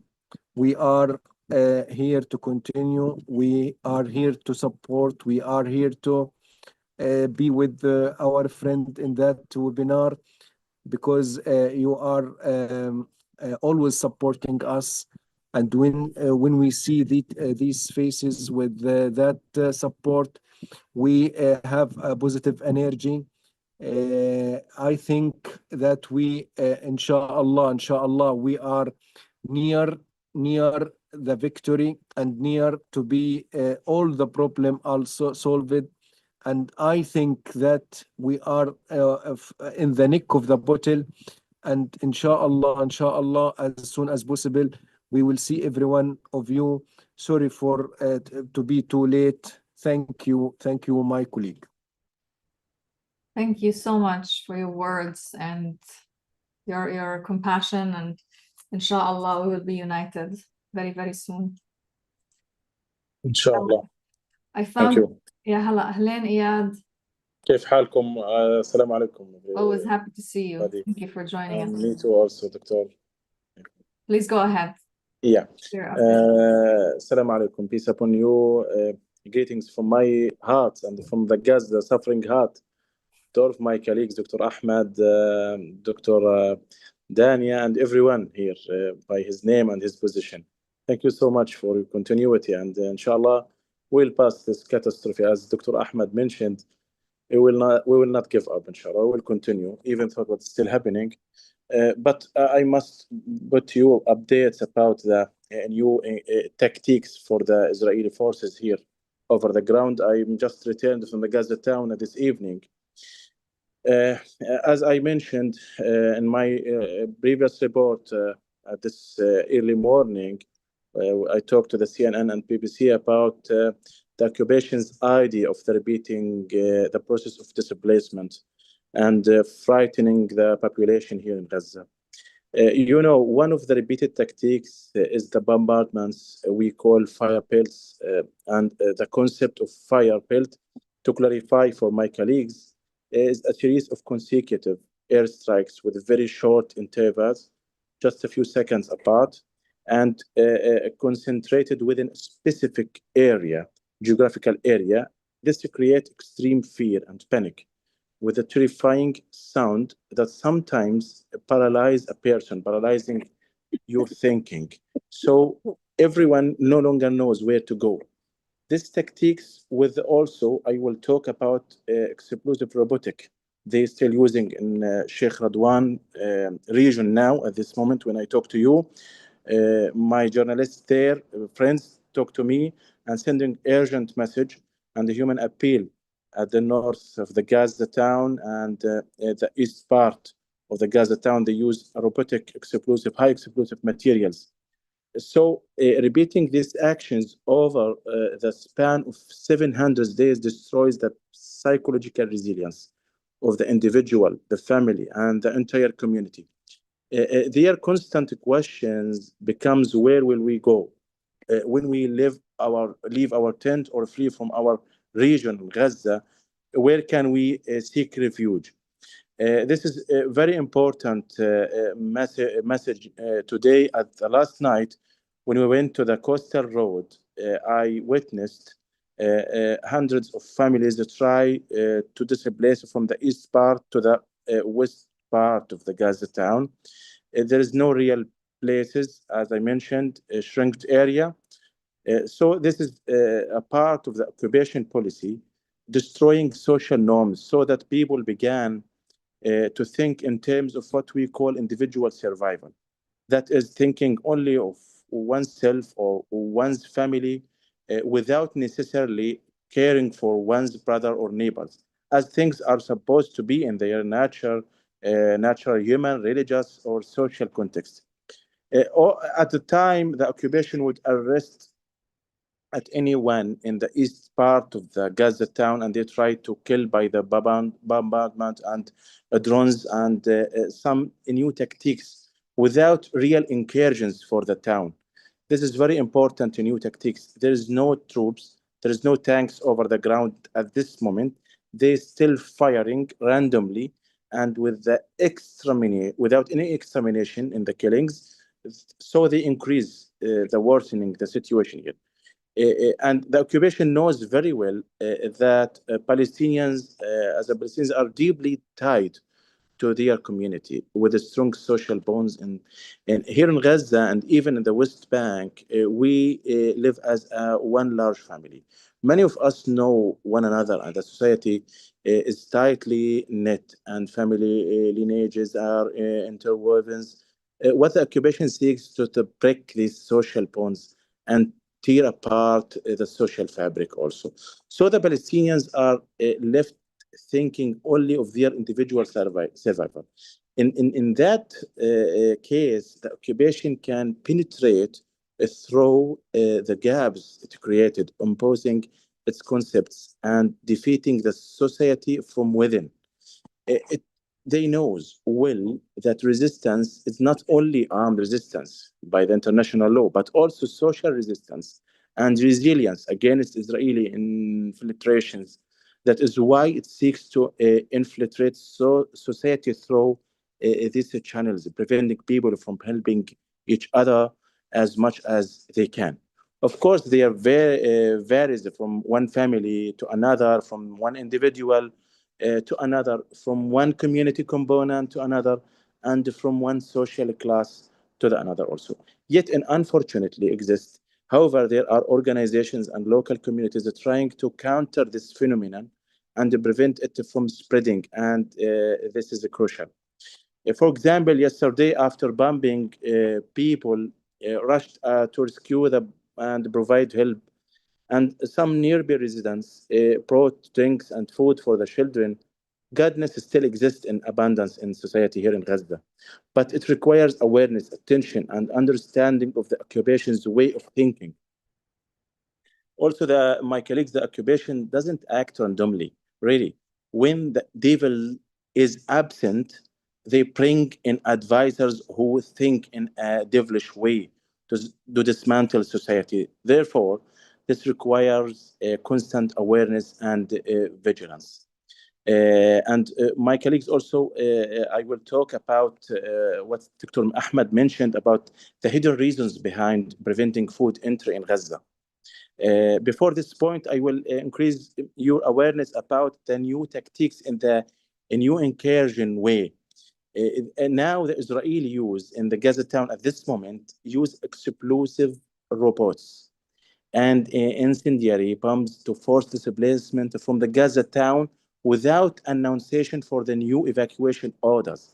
This is a very important issue because they need to reduce the pressure over them when the international journalists and media take care about repeated evacuation orders. And they asked me and also my colleagues about what's the meaning of evacuation order. I mentioned this is a death part, and this is a death trap. There is no real evacuation order. They just put the orders and caused a thousand to be flee and cause expulsion for all the civilians here without any guarantee shelters, without foods, without transportations, nothing here.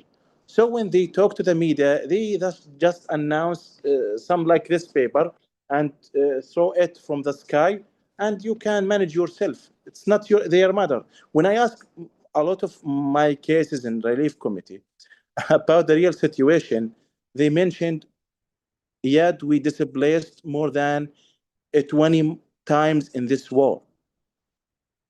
This is not acceptable at any levels of the humanitarian and international law.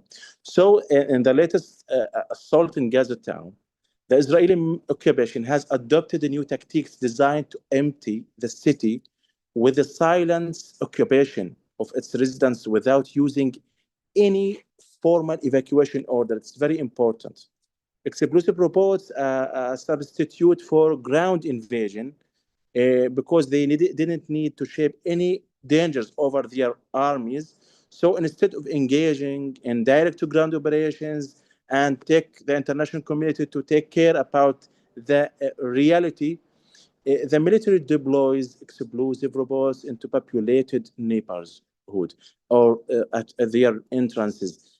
This device is detonated inside civilians' areas, unleashing destruction and spreading terror.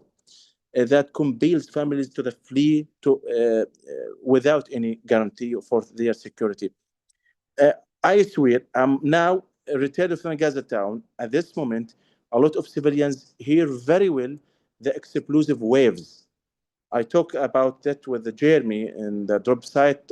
I mentioned this is multiple times about the high distance for the shrapnel that can travel, and it will kill and cause severe injuries. And also incendiary bombs burns homes with the bombs like contain fuels.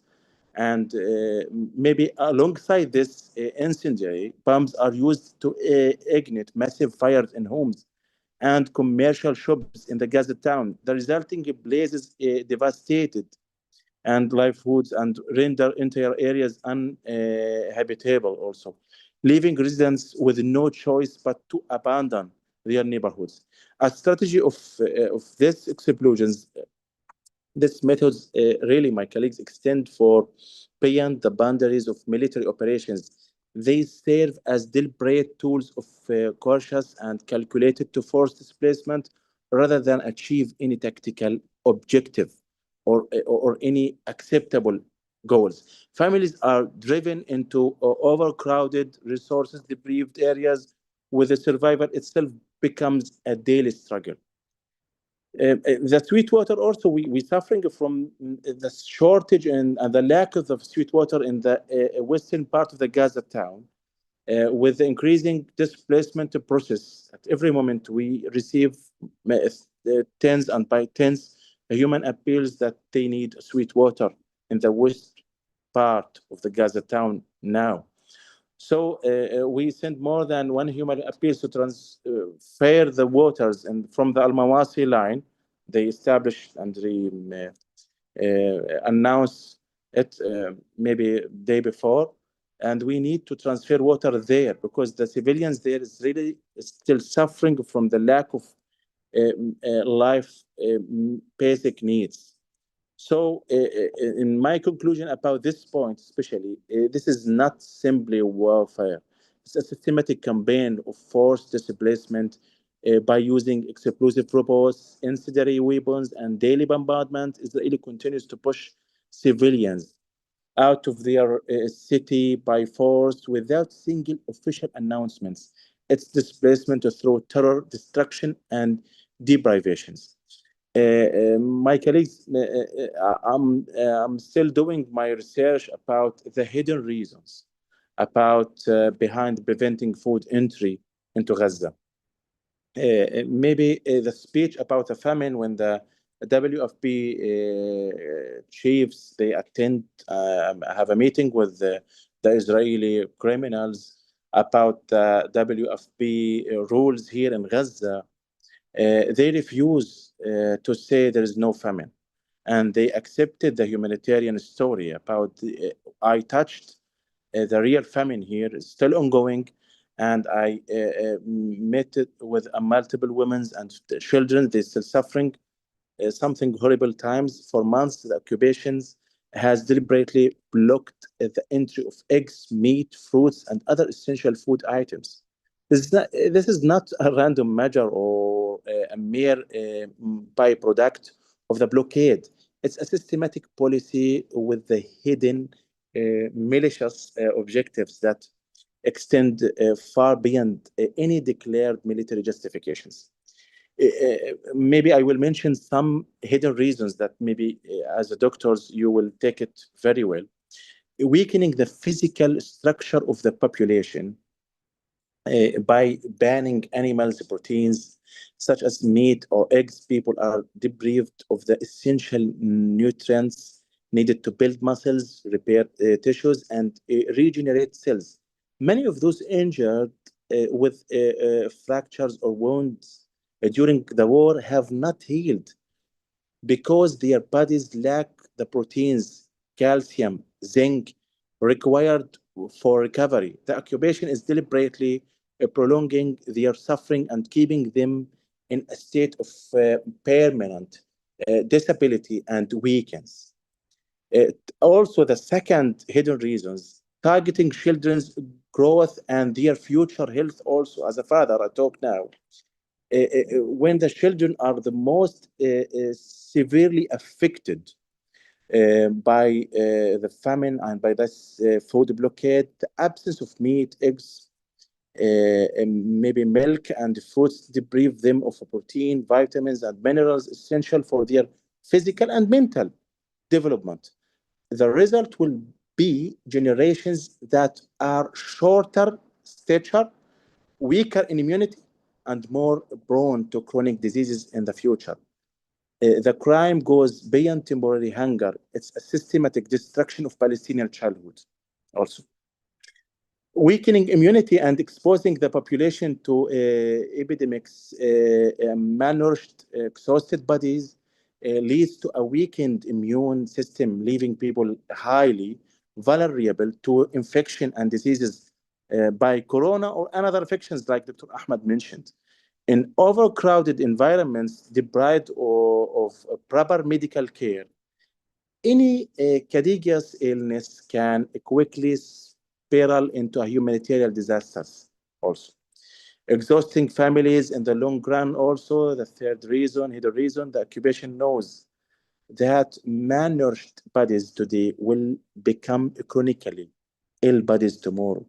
This translates into numerous burdens for families in the future also.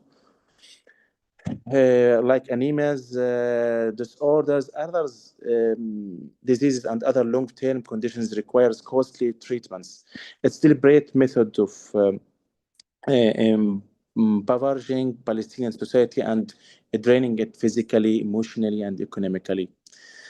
Really, I'm very sad when I hear to Dr. Ahmed about meningitis and others infections that targeted children. I mentioned some new statements. The famine is more dangerous than the bombardments. And I wrote some little piece in the Guardian about these statements, what's the meaning of this, and the clarification about my meanings. Starvation that goes beyond feeling hungry also. The plan is not simply to make people hungry and just feeling with sadness and maybe have a cautious, but to dismantle their internal health systems piece by piece also. The occupation is creating a generation that is physically weak and incapable of resistance by any way, forcing families to remain preoccupied with the delay health struggle instead of their future or thinking in their rights and what we can do the next day. They're just very busy of their personal health.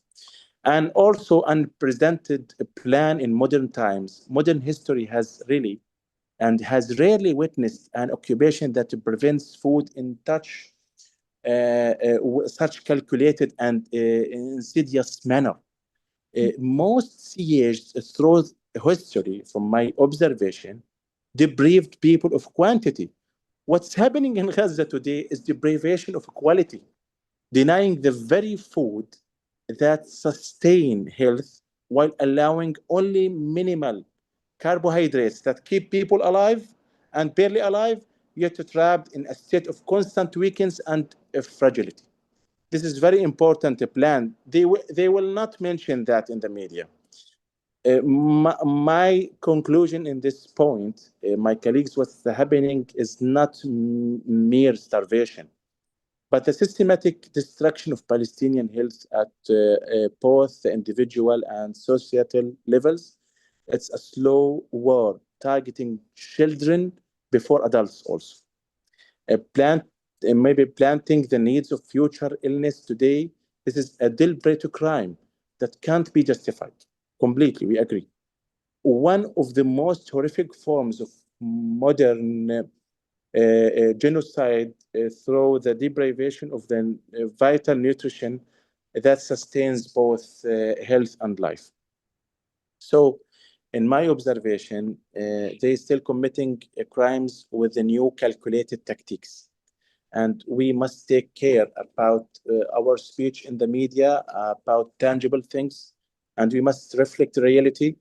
their military goals is not too clear. There's no real goals. They use everything to destroy this Palestinian social here.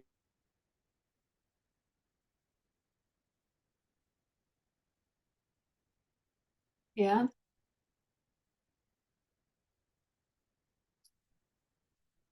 May have lost him.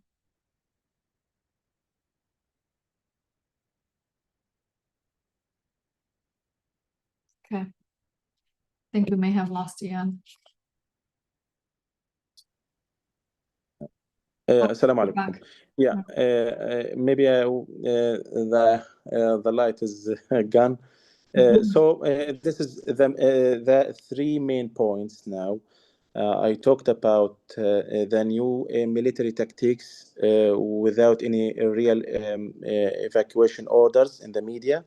The second, the robotic explosive with the huge and massive explosive materials.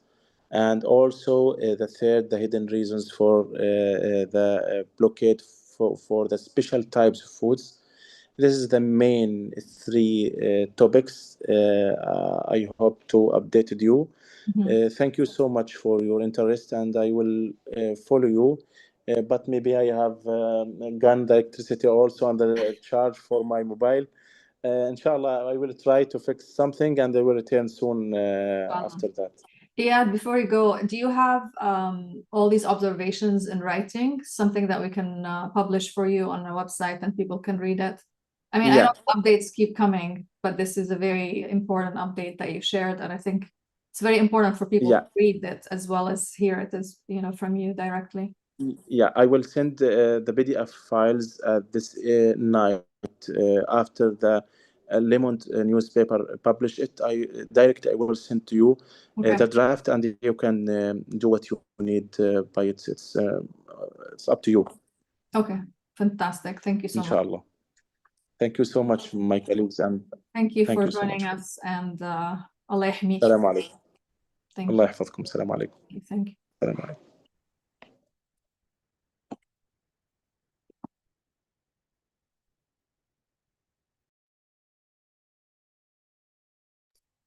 How are you?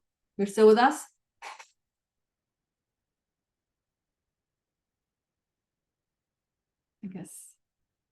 I guess his connection is not very good. I can play the video that he shared.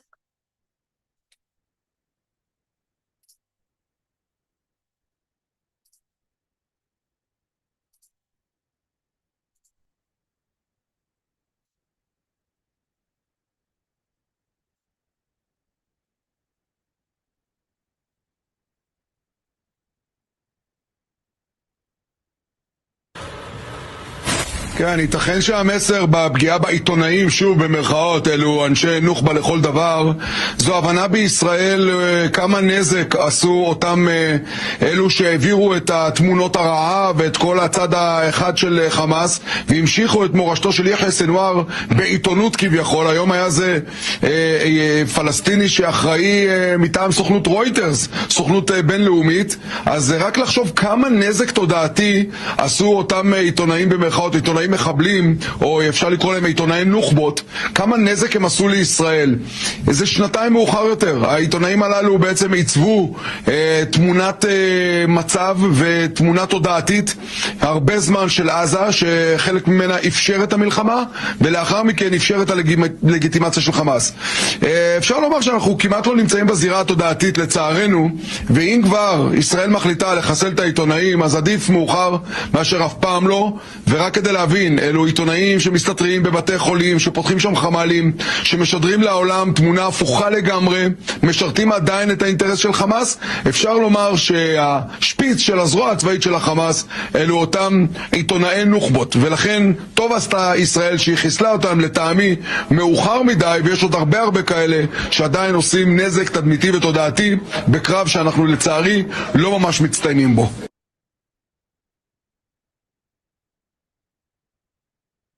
Astounding how just telling the truth, telling the story gets punished by a state like Israel. Just telling the story and changing public perception. I mean, how dare the Palestinians tell their own story, right? It's ridiculous. Okay, is Lisa here? Lisa was going to be sharing something. I can't find her. There's two Lisas in the group. Oh, here she is.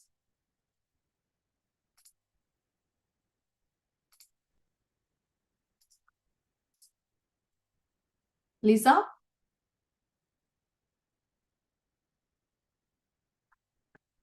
I don't know if she's gonna be joining us, but she had an update that I think was shared in the chat. Maisa, please. تفضل. Again, he's not one of the members of the Israeli government. He's belongs to TV 14, I think. His name is Yahizkel. He's a journalist or something like that. But he's, in fact, disgusting, repulsive. Even the way that he's talking with it is unbelievable. You know, Dania is she's psychiatric doctor here, Dania. Please, we want to provisional diagnosis for the cases. Yes, please, because we have to know with who we are dealing. They are idiot. They are moral person. I think they are subhuman. That they are thinking by that. Everyone is telling you that no, this is wrong. You have to kill him. They have like someone who's in a jungle, and they have weapons, and everyone is appear. He killing him like PUBG or like some. They are playing PUBG with the Palestinian people. Please, Dania, I want you to comment about the personality of these people. What is the exact disease for them? Thank you.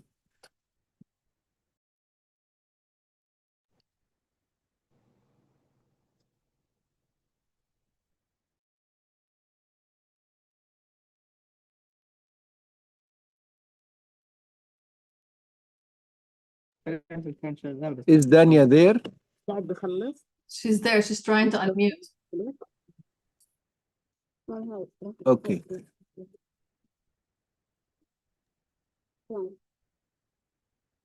Very bad country, so yeah, I didn't expect too much.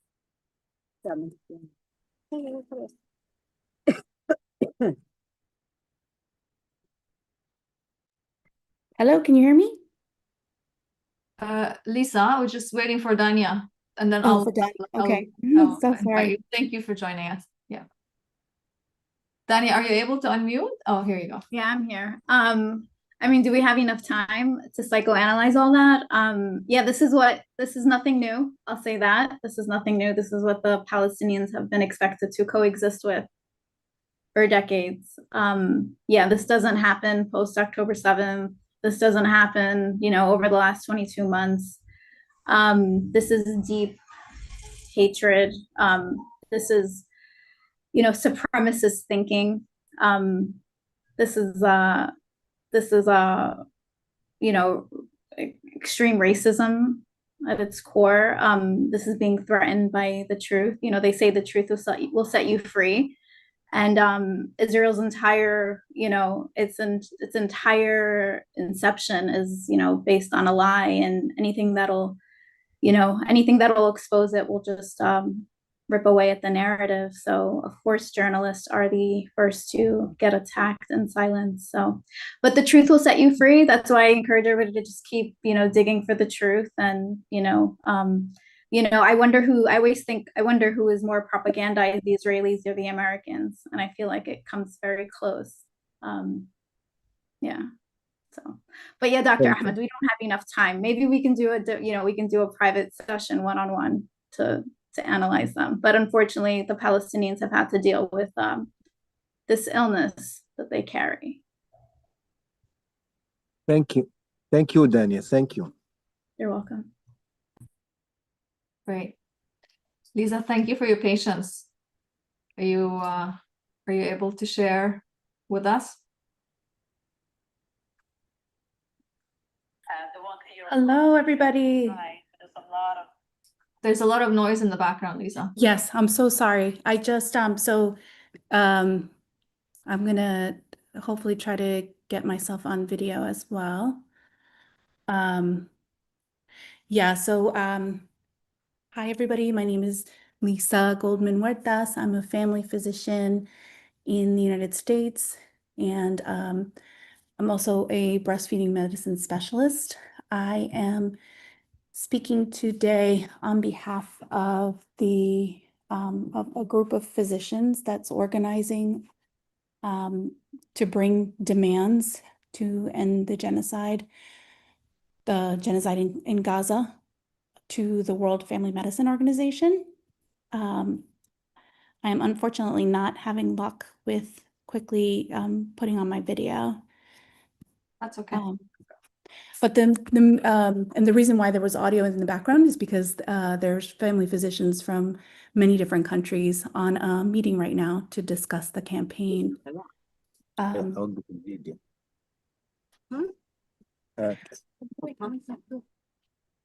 ahead, Lisa. Okay, so hopefully people will be able to see in the chat. It was shared earlier, and I will hopefully share it again. A group of family doctors from all over the world who think it's very important for us to not abandon our colleagues in Gaza and Palestine, have helped put together a group of demands for the World Family Medicine Organization. They include making formal statements to end the war and the genocide, to end the siege, to support our colleagues who are also experiencing direct targeted violence.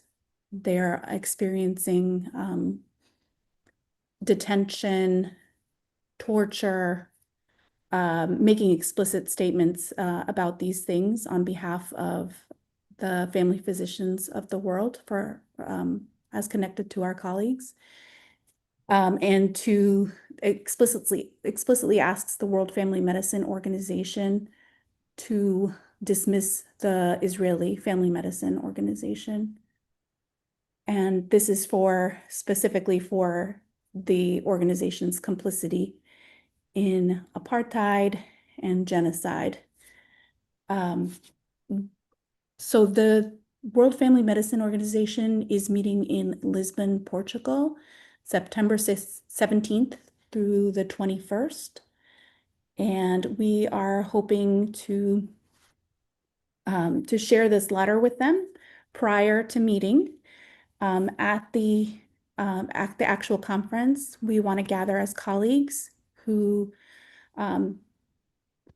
support Palestine and believe in human rights and the basic ethics of our profession. So we want to gather there. We will likely protest. We're choosing a protest day as well. And we invite people to, the main ask that we have for all of our colleagues is to help us find our people. So help us find family physicians, general practitioners, family medicine residents, and health justice organizations who want to strengthen this campaign, who want to encourage the World Family Medicine Organization to take action against the genocide and in solidarity with the people of Gaza, the people of Palestine, and our colleagues. We would especially welcome any Palestinian colleagues to guide us and mostly to guide us in this process. But we really are seeking anybody who can lift up an anti-genocide voice to the World Family Medicine Organization. The ways to connect are by signing and sharing the open letter to the World Family Medicine Organization. There's also a group of people organizing. So connect via DAG to family physicians doing this organizing, DAG, Doctors Against Genocide. We also have a social media post via Global Health BDS for Palestine to share with all your colleagues. And the idea with this is, so we've focused on our own profession, but we are not, our impact will hopefully not be limited to organizing within our profession. We're encouraging everyone to look everywhere they are to eliminate their complicity and to take proactive action to stand with our colleagues, to stand with the people of Gaza and Palestine. Thank you, Lisa. They deserve the world. Okay, so with that, I'm just gonna thank all of the speakers, all the audience who stayed with us, and the theme today was to move from consuming information to taking action. We tried to suggest as much action in a tangible way as much as possible, but clearly we need to move past empty statements and words to meaningful action that can influence change. And we've seen some examples of change, like the city of Burnaby is now declared an apartheid-free city. So we want to push more cities to adopt the same thing. We want to push for sanctions. We want to push for accountability at the government level, and we want to push for more action from all of us. We need to confront our own complicity and our own inaction and move towards, collective action. And inshallah, we will free Palestine and we will be reunited with our friends in Gaza. Inshallah, we will host all of you in a free Palestine. Thank you all. We are all coming. Inshallah. Inshallah in our lifetime. Yes. Thank you all. Thank you.